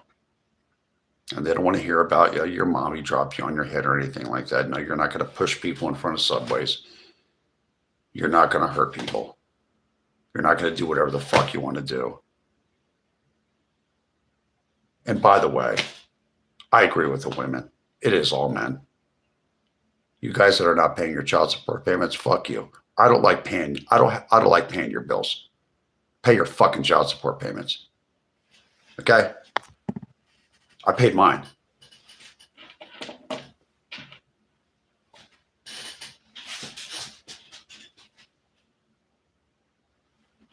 Pay your bills. If you live with your mother and you're 30 years old, I don't care. Help your mother pay for the groceries and pay the utilities. And go out and look for a job. I understand that a lot of people have to live, you know, communally and stuff like that, but do your part. Especially if you're a man. Be a man. Go out, go hunting and get money and bring it back. Don't be a punk ass bitch. Does anybody agree with me? Good evening. You do have a voice like a movie announcer or the singer Johnny Cash. This message is for review. Do the right thing. If you do, you were an addict. We don't want to talk about that anymore. I guess that's why America is great. First Amendment protects our first, and we plead the fifth, and they want us to get the fourth. You know what? There's a lot of people agree with me. I know, it's what I'm saying. If you can't afford children, don't be dudes. Get a condom. Don't believe some girl that says her tubes are tight. I did.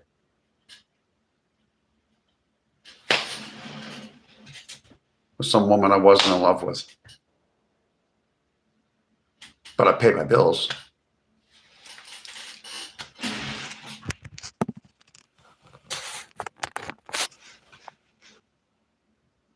I'm based.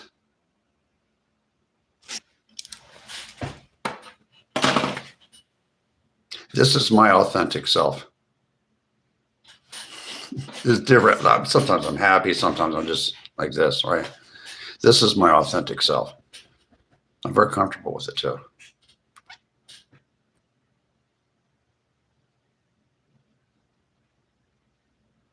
There's no act here. I'm a salesman. I was myself. When I picked up that telephone, I'm closing the deal from the time that person answers that telephone. But I'm not acting. Actors act. Salesmen, they sell. Actually, salesmen, they listen.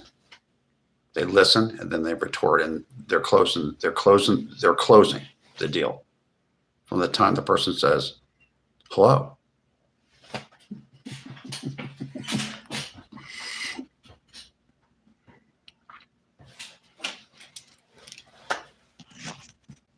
And you can't blame it all on millennials. There's a lot of people, the millennials are between the ages of like maybe their late 20s and about 45 years old. That's Generation X is around 46 to 61. Millennials like 45 down to, what is that? Down to about maybe 27 or so. And then younger, that's some other generation called like Generation Z or something. Because I used to call millennials Generation Y. But not all millennials are like lazy bums and stuff. I mean, it's not even the majority of them. It's when you have if you have like the working age people, like this is my opinion. This is what my educated opinion, just casual observation. I'm watching people between the ages of 25 and about 45. That's 20 years of adults. And I'm watching about a third of them goofing off all the time, not wanting to work. If they're at a job, they act like they don't want to be there. No customer service. You're not going to get it. The mid-level management is having a real hard time, even with the college graduates and stuff like that. I don't know what the schools taught these people. You're not special. Just be happy you have a job. I mean, go to work. You live in America. It's not like you were born in friggin' Belgian Congo and stuff, having to walk down the same road that elephants do and have to dodge them all the time. It's like your life isn't that fucking hard, dude. You have air conditioning. Even when I was a kid, sometimes we didn't have air conditioning. It was always breaking all the time.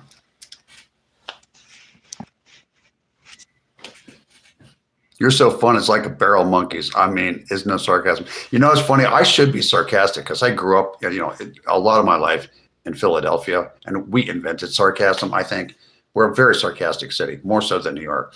But I lived in California for so long. People out west don't use sarcasm.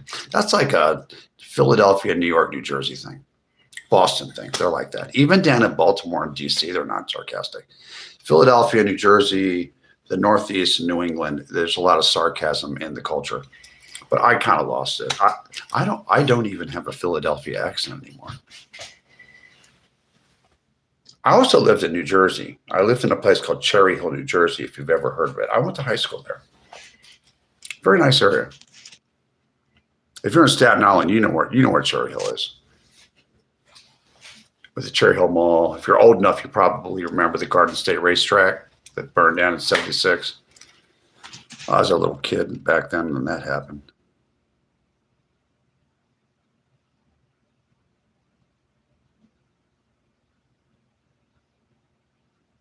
It's possible. You never know. You never know. Do I stay in contact with the other Rolling Stones? You guys are funny.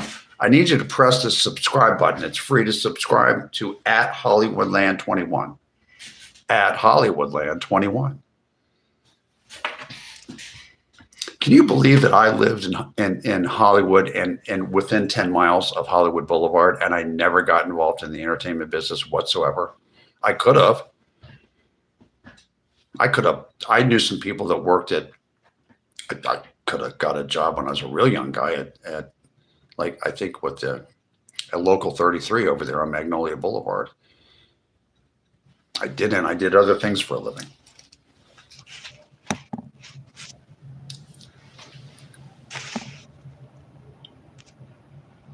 I'm sorry you lost your brother, Ray Liotta.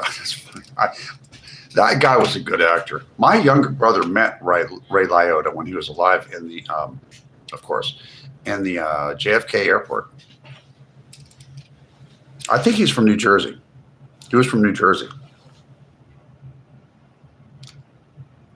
B. Deba. Wasn't your father from Anson? Oh, are you talking about, okay. Are you talking about Anson County, North Carolina? Okay. I have a father that passed away. He retired in Anson County, South Carolina.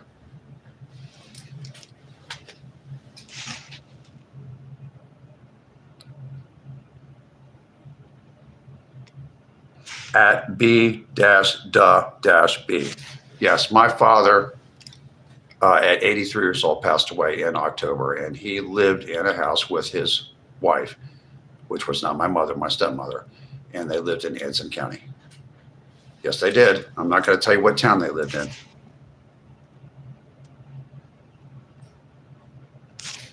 And he's not originally from there, but he lived there for about 13 years. He passed away in October. And I miss him a whole lot, too. Well, look at that eczema. That's pretty bad, isn't it? See that? I have to wear a glove at nighttime and put that medicine the doctor gives you. Yeah, add B-DA-B. Yes. Yes, you're probably thinking it's the same person. But he's not from, he didn't raise, or he wasn't raised around there, neither was I. Yeah, Waitsboro, that's correct. That is correct. Yeah, you know his name. No, I don't tell people my real name here. I don't tell my last name. I just go by Randall. That's all. I sound like him somewhat. He was a lot smarter than I was. He was an aerospace engineer. He was an aerospace engineering manager at a large company, and then he also was owned his own business. He was a contractor. He made sure that those remote control cars on Mars landed safely. The first ones, the little ones, and did not break when they hit the surface of Mars. He had some engineers develop something. I think it was a 3-sided pyramid. I'm not sure, but they just, when the parachute lets it into the atmosphere of Mars, his engineers came up with a pyramid idea made out of spacesuit material. And the remote control car, the little ones they used to have, they just hit on the corners, boing, boing, boing, boing, boing. They flatten out, and then they deflate it, and then the ramps come out, and then the remote control car is okay. I don't think they lasted very long, the first ones. The British had it in England. They had an aerospace company that made an enclosure for the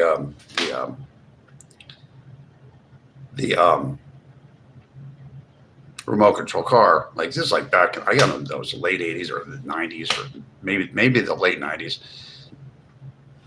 early 2000s. They made an enclosure that was an egg-shaped one, but it broke. It popped, it broke, it didn't work. Yeah, Wadesboro, that's correct.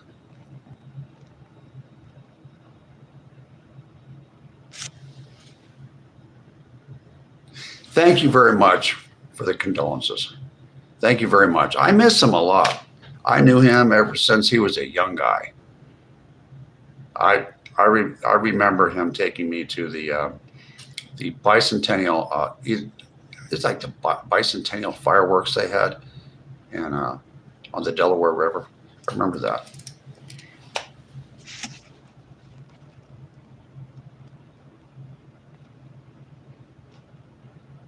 Hollywood puppets. Well.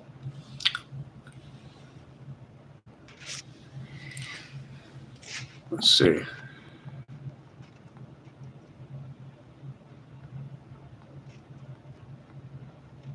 So I got one person that actually knew my father, or knew of him. I also lost my uncle about a month ago. My dad's younger brother passed away. Yeah. And I lost a cousin. I lost my cousin at 49 years old. He died in while he was working in his automobile mechanic shop. He was a small businessman, and on my mom's side of the family, my cousin, he died at 49 years old in near Live Oak, Florida. So I've had 3 deaths in the family. And I've had a couple of deaths back in California, friends of mine that have died also. I'm doing a lot of grieving, actually.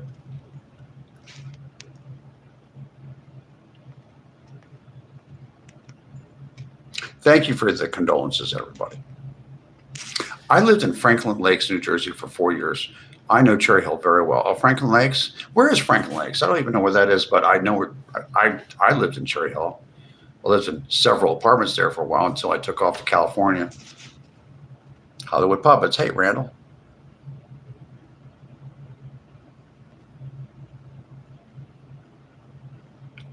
I lived in Seattle and I lived in Bellevue, Washington.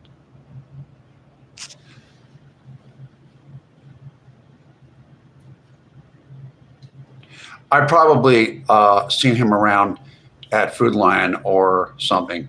Good to speak to you again, sir. Hope you are doing well. Thank you. Thank you very much. I didn't know there was a Food Lion there. I knew they used to have a Walmart. And when my dad was still alive, he said that he went down there and he bought a whole bunch of stuff from the Walmart because everything was on sale because they had a going out of business sale because everybody there was a lot of theft at that particular Wally World. And stuff was going out the back door. That's how bad it was. So they had to shut the whole Walmart down. So they went and they scooped up everything, him and his wife. Somebody told me I look like William Dafoe for some reason. I don't know. Maybe I have that Irish look. I don't know. I look like a stunt double to a stunt double. And people think I look like I'm like a Kurt Russell stunt double or something like that. I do resemble Kurt Russell, but there's no relation that I'm aware of.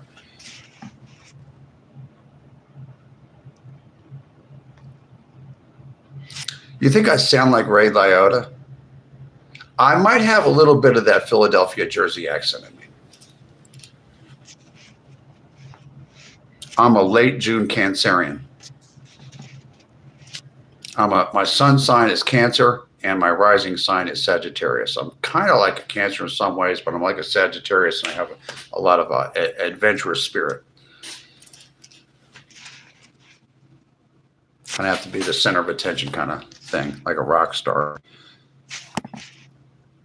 Jaded Rabbit, my 90-plus grandma is having surgery this morning. Please say some prayers for her. I pray that your grandmother has a successful surgery. In Jesus Christ's name, I pray. Amen.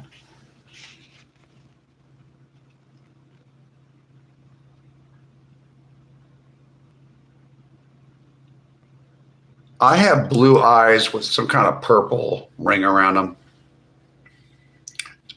It's not totally purple eyes. I believe that Elizabeth Taylor had those purple eyes. I think it's some kind of a condition. My dad looked like Ernest Hemingway. Dominic Gibson, 2-7.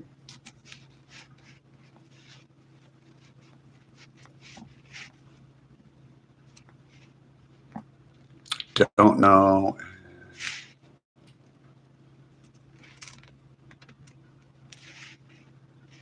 Don't know what that is. Goodbye. Yeah, it's tough.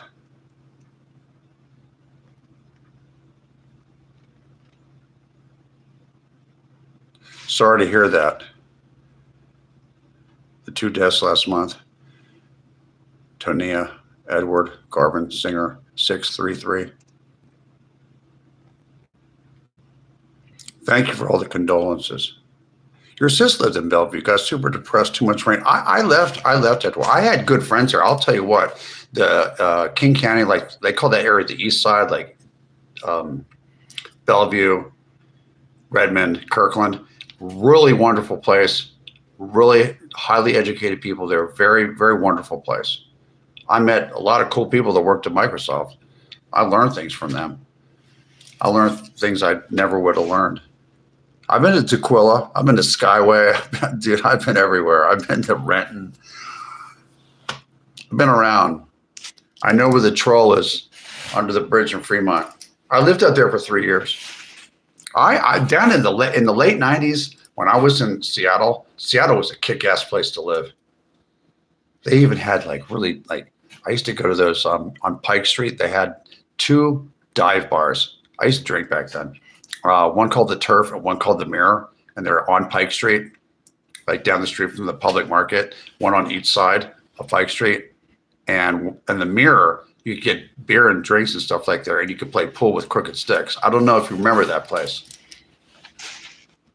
The Mirror and the Turf. They're both like dive bars. I used to hang out in there.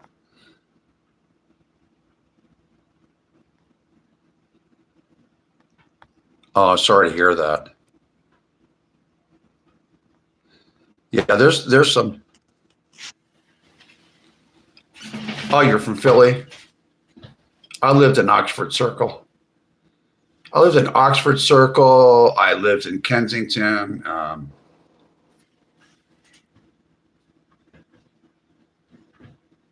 I know Philadelphia really, really, really, really well. And yes, I know about the drag racing down there on the four cylinders on Front Street, and then the regular, the Puerto Ricans with the little four-cylinder cars. They race it on Front Street, and then down over near the refineries and stuff, or the warehouses in South Philly. What street's that? I can't remember which street. They used to race cars over there too. At like 12 o'clock at night. Do you remember that, Stacy Stoltz? The drag racing, the illegal drag racing there. Taurus rising, Pisces, Sun, Cancer, Moon here. Wow, that's interesting.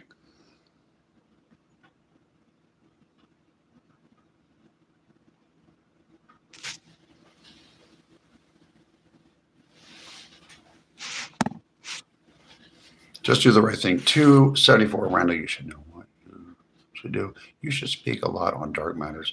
You should speak on something about you're happy about, blessed, or something that is encouraging. What? Like I have 19 years of clean time from alcohol? I'm very happy about that. Jade Rabbit, thank you. You're welcome.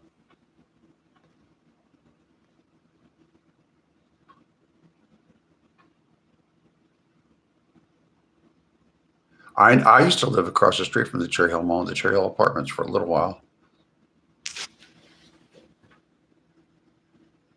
Double heterochromia. I'm going to have to look that up. Cat eyes. Yellow rings around each pupil. I'm going to look that up. That sounds really interesting. I did meet Elizabeth Taylor. Actually had purple eyes. There is a live streamer that live streams on TikTok that I don't know if it's a filter, but she does have eyes that look like they may have purple actually in the eye. I'd have to look at them again. Mine has purple on the ring around it. I thought it was like a defect when I was a younger guy, and the doctor told me it wasn't.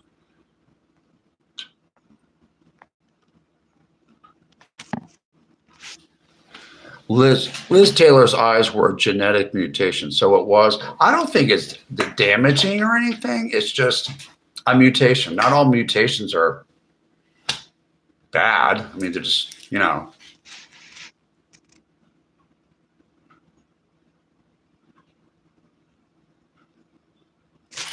Who is this guy? He looks familiar. Which guy? You mean me? Did you ever live in the San Fernando Valley or Hollywood? Did you ever live in Philadelphia or Cherry Hill, New Jersey, or in Seattle or Bellevue, Kirkland, Redmond area? If you know that area around there, I was around there for a while. I was really around the San Fernando Valley and Hollywood in Los Angeles in those neighborhoods, and also in Philadelphia and Cherry Hill, New Jersey.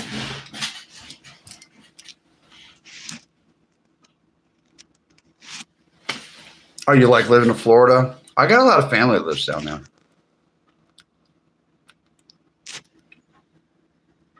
Get your eye close to the camera. I want to see. Put your eye close to the camera. That's really cool. What do you mean next to the camera? What do you mean like this?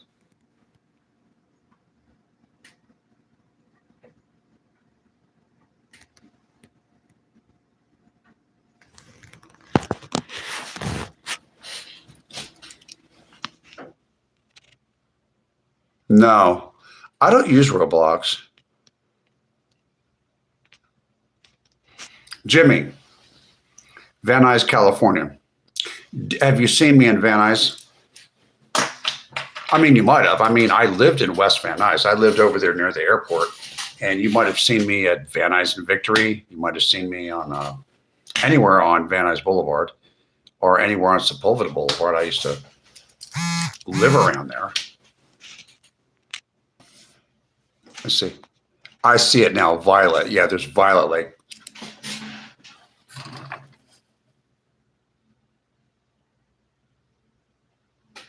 Here. Let's see. Oh no.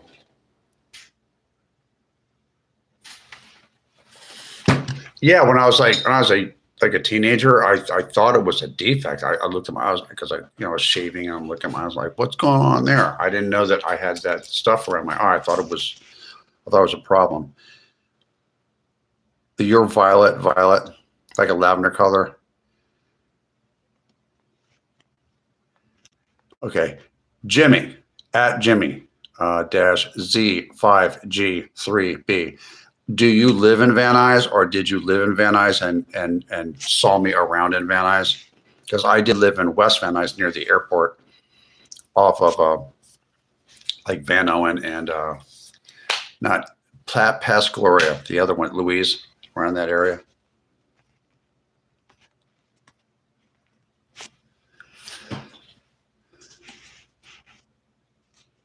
Thank you for the compliment.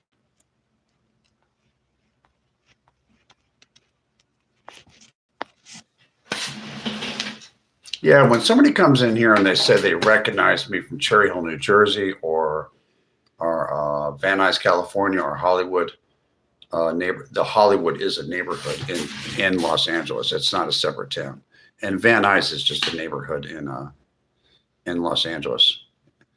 But when people say they know me from Cherry Hill, New Jersey, or they know me from Philadelphia, or they know me from the San Fernando Valley, or Van Nuys, or Hollywood, or something like that, they usually either they don't know me or they've seen me. Like I stick out, like nowadays, especially like in the last, come on, think about it. In the last 15 years, a guy like me really stands out in Van Nuys. You know what I mean? Maybe not so much if I lived out in, I don't know, West Hills or Woodland Hills or something like that. But in Van Nuys, yeah, I stick out. Okay, Jimmy. I lived there in the mid to late 90s, Sepulveda and Sherman Way. Oh, okay. I was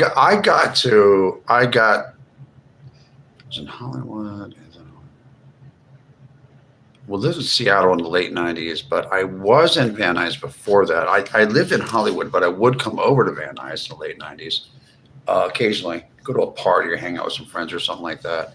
But I actually lived in Van Nuys in the early 90s, like out over near where the Denny's is and the Food for Less and all that stuff over near where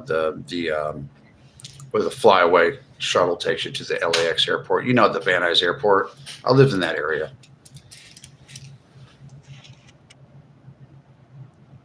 Oh, you think this is some awful content? Well, you can go somewhere else. Goodbye. I'll see you later. Yeah, Sepulveda and Sherman Way. You should check out. Oh my Lord, Van Nuys Boulevard is just like, it does not look the same as like 2000 or 2001 or 1990. It does not look the same as the early 90s. And then when I came back, it was okay. It didn't look like it changed or anything like that, but it is really different now. What time is it? Oh my God, it's 2:17 in the morning. And guess what? This is the time when I can stay up. I can stay up because I have like the rest of this week and the whole weekend that I don't have to wake up early for the first time in like a year. It never happens like this. Okay, worked at Superior Industries. What is Superior Industries? Okay, there's a lot of people don't know this, but Los Angeles County is a big manufacturing county. It has more manufacturing facilities than any county as a county in the United States of America, and all up and down in the northern part of Los Angeles are railroad tracks that a commuter train goes onto, and sometimes freight trains go up and down there too. They use a different set of tracks. There's you know this, Jimmy, right? And they go from southeast and they go in a northwest direction, and they cut like that across the northern part of Los Angeles, the San Fernando Valley. And all along those railroad tracks are machine shops, warehouses, factories that make little things, all kinds of stuff, all the way out to Chatsworth. It's all industrial. And it starts somewhere where does it start? In Burbank, and goes through, there's a Van Nuys station, and there's all kinds of little manufacturing stuff. There's even places that make marble and sell marble. And there's like industrial parks all in that area. And there's industrial parks out, and all the way out in Chatsworth, there's industrial parks. But there's industrial parks in the Van Nuys too, and in that part of Burbank. And there's a lot of warehouses, factories, and any kind of manufacturing. Jimmy knows that. Superior Industries. I wonder what is Superior Industries. Superior Industries.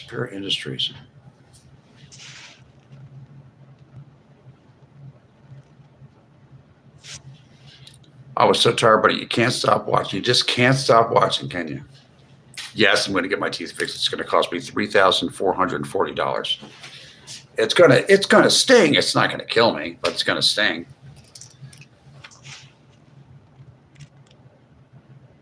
You've seen me in a few movies. Love the work.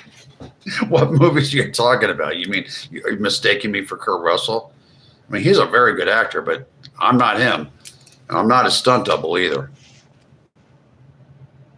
No, I'm not Connecticut. I've been to Connecticut. Connecticut's like a little, kind of like, Connecticut reminds me of like, kind of like southern New Jersey or something. Oh, they make alloy wheels for cars. Foundry on site. Did quality control. Oh, that's a good job, quality control. You have to work your way up to that. I used to sell aluminum siding and vinyl siding to people that had homes like, check this out, in Altadena, northern part of Pasadena, Glendora, Bradbury, and Whittier and Chino Hills, like where they have hills and stuff, where when the rain comes from the Pacific Ocean, it doesn't rain at the lower levels, but it rains a lot more up if you're at a higher elevation. So those people were buying aluminum siding from me. I used to make cold calls. I used to work on straight commission at a telemarketing place that was like right across the street right down the street from the Food for Less, where Sherman Way is, and like right across the street from the Van Nuys Airport, where they had the Hathaway building. I used to work across the street. I sold aluminum siding, cold calls. Sometimes one place I worked gave me straight commission with a draw. I like that better. But the cold calls, and I was really good at selling, explaining to people in Whittier and Chino Hills and other places why they needed vinyl siding for their home. Because a lot of those homes were old. I sold more vinyl siding in Whittier than any other town. Glendora too. I told them how much money they were going to save, not have to repair their house all the time. Those were good days. There should be an AI president. There should be. On Woodley Street. Yeah, on Woodley. Now, I'm starting to remember this stuff. There's a Balboa. There's a Woodley. That fake lake in Balboa Park is still there. I got friends of mine that grew up in the valley, and they said they used to ride their dirt bikes like in Handsome Dam. Cops didn't do anything. They just let them ride their dirt bikes there. I used to go down to Handsome Dam. You know that part of the Sepulveda Dam Recreational Center?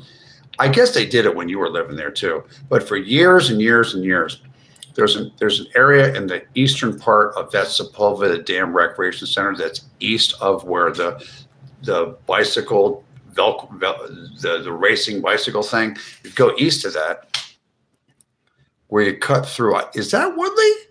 Is that Woodley where you cut through to get to Burbank Boulevard? I'm not sure.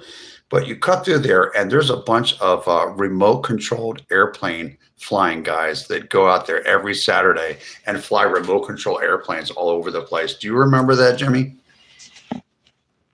Was that on Woodley? That was kind of cool. Oh, you're living in Palmdale, California? I know where that is.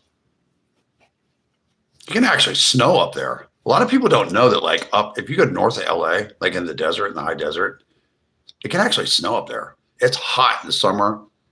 It's the Mojave Desert, actually. You're not in, like, you're at a higher elevation, but you can get a house out there at a good price. I remember even in the early 2000s when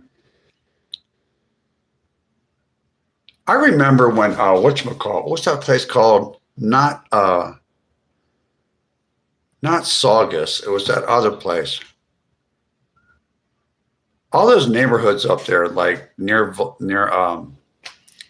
north of Newhall, Santa Clarita, and other neighborhoods up there. I remember when those neighborhoods were like everybody and their mother wanted to go live up there. It was like that nice. But they're kind of like, they got all kinds of, there's a bunch of problems going on in LA County now. They got a bunch of boarded up stuff now. They're just got a corrupt government in LA City. That's what's going on. I don't think I'm ever going to go back and live in the Valley. I'm going to leave North Carolina where I live eventually. I'm going to move to the Midwest. I'm probably moving to Missouri. More than likely. That's the decision I've made. I'm going to live in the middle of the country where things are really inexpensive and I can grow to be 103 years old because I plan on living to be 103. I'm trying really hard to live to be 103 years old. That would be like another 50. I'm not going to tell you how old I am. I'd have to live another half century to get to be that old. More than a half century. But and I want to go someplace where it's like cheap, right? And I just found out that Missouri and Kansas and Nebraska and Iowa and all these places are even cheaper than Charlotte, North Carolina. They're like, you can get a house out there for the rents, the homes, everything's cheaper out there. I just want to make sure I have a basement wherever I live. You know what I mean? Oh, Glendora. That's not, Glendora and Claremont are both really nice and Bradbury's nice. Those areas up near the 210 are really beautiful. I know where Covina is. I like Covina better than West Covina. Shout out to Glendora. Those are really nice places. This is how white men age, Scary. Yeah, really? Yeah. How old do you think I am? Charter Oak High School. Where do I remember that? No, I'm not in the Los Angeles area anymore. I lived in the city of Los Angeles for probably a total of 29 years, and 3 years I lived up in Washington State.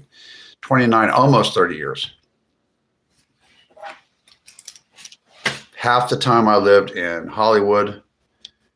The other half of the time I lived in the San Fernando Valley section.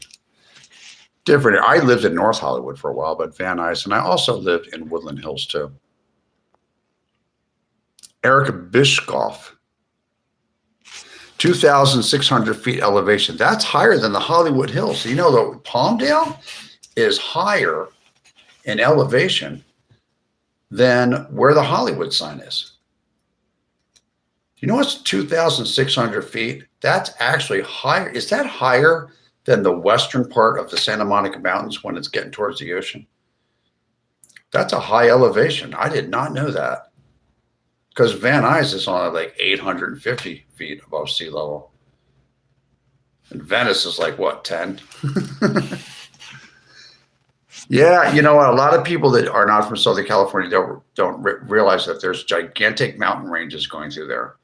And you can drive up and you can be in the snow and go skiing and stuff, or you can drive on down like an hour and a half and you could be at the beach. And it's like, in the wintertime, you go to the beach and it's like during the day, it's like, what, 65 degrees, 70 degrees. And then you can go up in the mountains and it's like there's snow up there. It freaked me out. When I first went out to LA, I was like, wow, This is a really different kind of area. I thought it was going to be humid like Florida, but it wasn't. It's Mediterranean climate.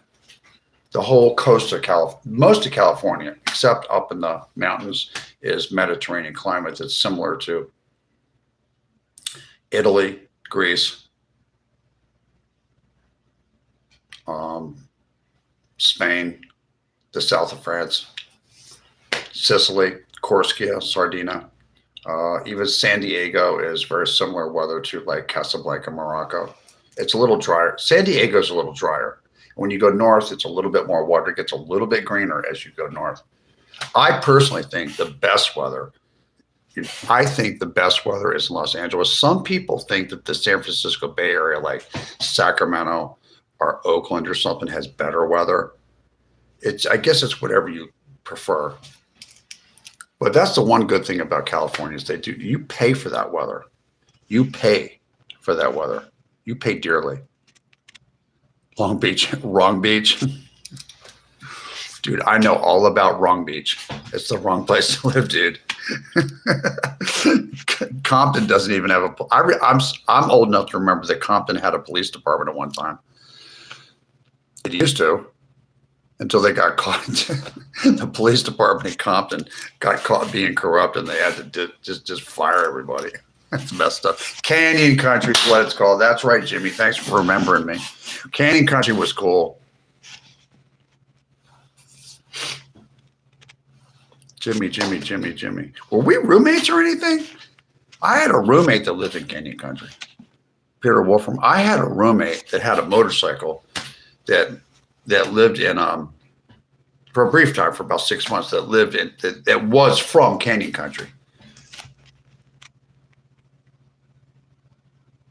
No desert for me. Living in the South is hot enough. Yeah, actually, it's bad. The South isn't as oppressive. When you go out to that desert, like in Phoenix, like people live in Arizona or Nevada, man, you can really get skin cancer out there.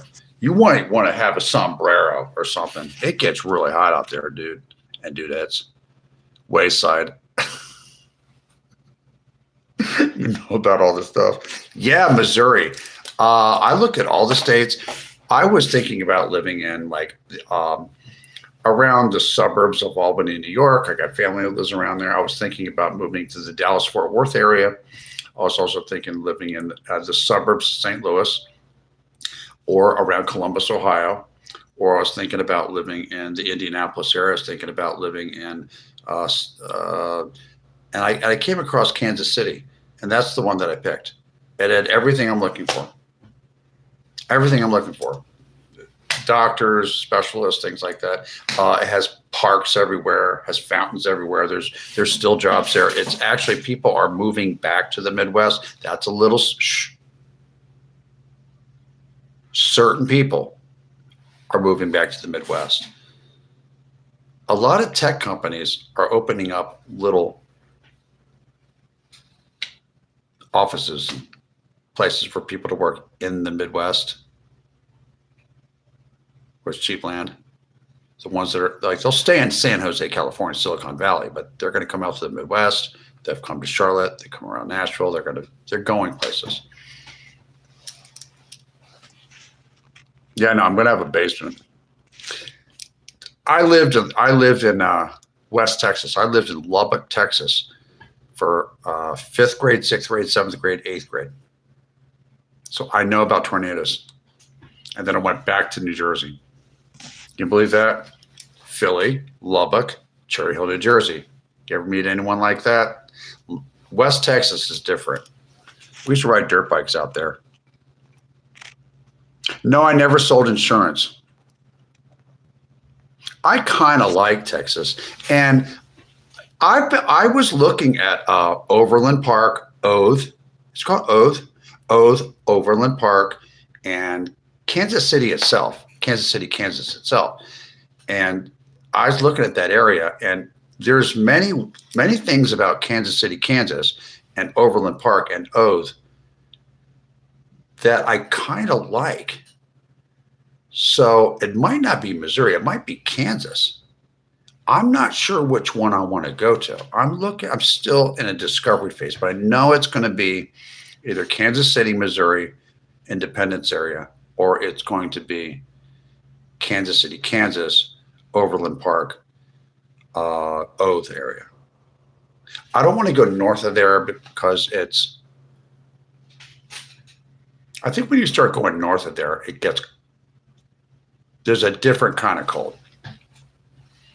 Like if you get up to Des Moines or Omaha, there's like a whole different kind of cold up there. I mean, yeah. And points north, which might probably be too much for me. Oh, it's horrible. Oh, they got the homeless out there. They hit different in LA.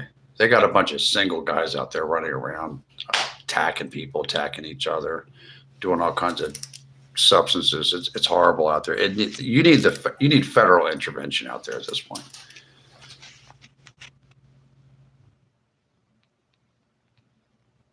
I remember when the smog was bad. 88, 89, 90, 91, 92, 93, 94, 95, 96, no, 96, 97, 98. I went up to Seattle, and then I came back in 99, 99. It was still bad. The smog you started seeing a difference in the amount of smog you saw in the air when the engines and the cars started burning cleaner somewhere around the late 2000s. And then a lot of the smog went away. In the 90s and in the late 80s and the 90s, there was like a haze in the summertime. You couldn't even see the mountains in back of downtown. Now you can see the mountains. It's a lot cleaner. There's a lot less air pollution in LA now. That's one good thing. I will never say how old I am, but you are incorrect. I like flat land. I like rolling plains. Well, not flat land, but I've been through Kansas. I like Kansas. I like wide open spaces. I feel very comfortable in wide open spaces. That's why I'm thinking about going over to Kansas City, Kansas, or something like that.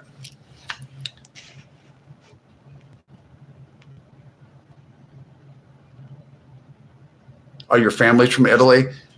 I think Italy is a really beautiful country rather.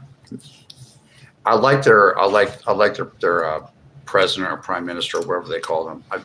I think they're on the right track. Yeah, 10,000 feet plus up above Wrightwood. Is that how high that is?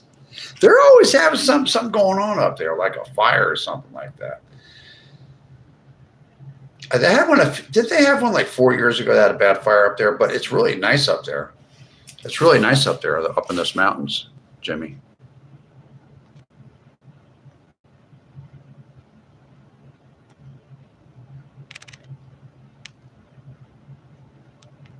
Yeah, the Long Beach, Wilmington area and Compton area is kind of, sort of, a little bit like Bed-Stuy, but without the row houses. Yeah, Lubbock's where Buddy Holly's from. It's where who else was from there? I can't remember. Some other singer.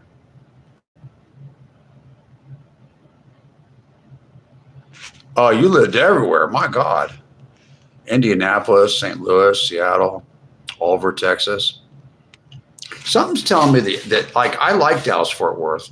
I've had family that lives around there. I got a lot of family in Texas, but I kind of want like a real four seasons, you know, a real winter, a real spring, a real fall, a real summer, like that. I heard there's a lot of caves there too. Wow, it is getting late at night. It is getting to be 2:37. Well, it's about time for me to go. I want to thank everybody for watching me tonight. My channel name is Hollywoodland22. I usually do not come on this time of the morning at all. My handle is @Hollywoodland21. If you want to subscribe, just go to @Hollywoodland21, all one word. Hit the subscribe button. It's free to subscribe. I don't make any money doing this at all, not until I get about 5,000 subscribers, which I think is going to come pretty soon. Yeah, like 1,000. In 7 months, I've gotten 1,700 almost, or maybe I broke that by now. But on my way to 5,000. I will monetize at 5,000 because I don't really need the money. I just do this for fun. And I have some time off and I can stay up late at night for the first time in like a year. This should be pretty fun. Sometimes I talk like a radio announcer, and sometimes I just talk like this.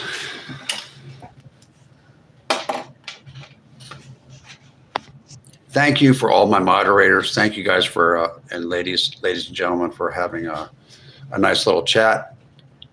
My normal time to do this live streaming is Thursday, Friday, Saturday, and Sunday, 6 p.m. Eastern Standard Time, which is New York City time or Charlotte, North Carolina time. It's the Eastern time. Once again, Thursday, Friday, Saturday, and Sunday, 6 p.m. Eastern Standard Time, until whenever, 6 o'clock until 7 or 8 or however long I want to go. Okay? And just remember,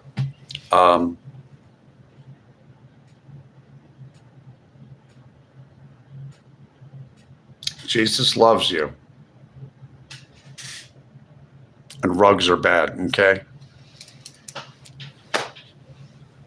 I'm doing a lot of praying this week. I'm really worried about some people that it's been a tough week for me. I think I'll survive. I've survived a lot in my life. I'm gonna mess up my hair before I go. Look at that. I got it. Oh, I gotta wash some. It's too dark. Yeah, that L'Oreal came out too dark. I'll let you guys go. I love you. You guys are wonderful. Thanks for subscribing to @Hollywoodland21. See you tomorrow.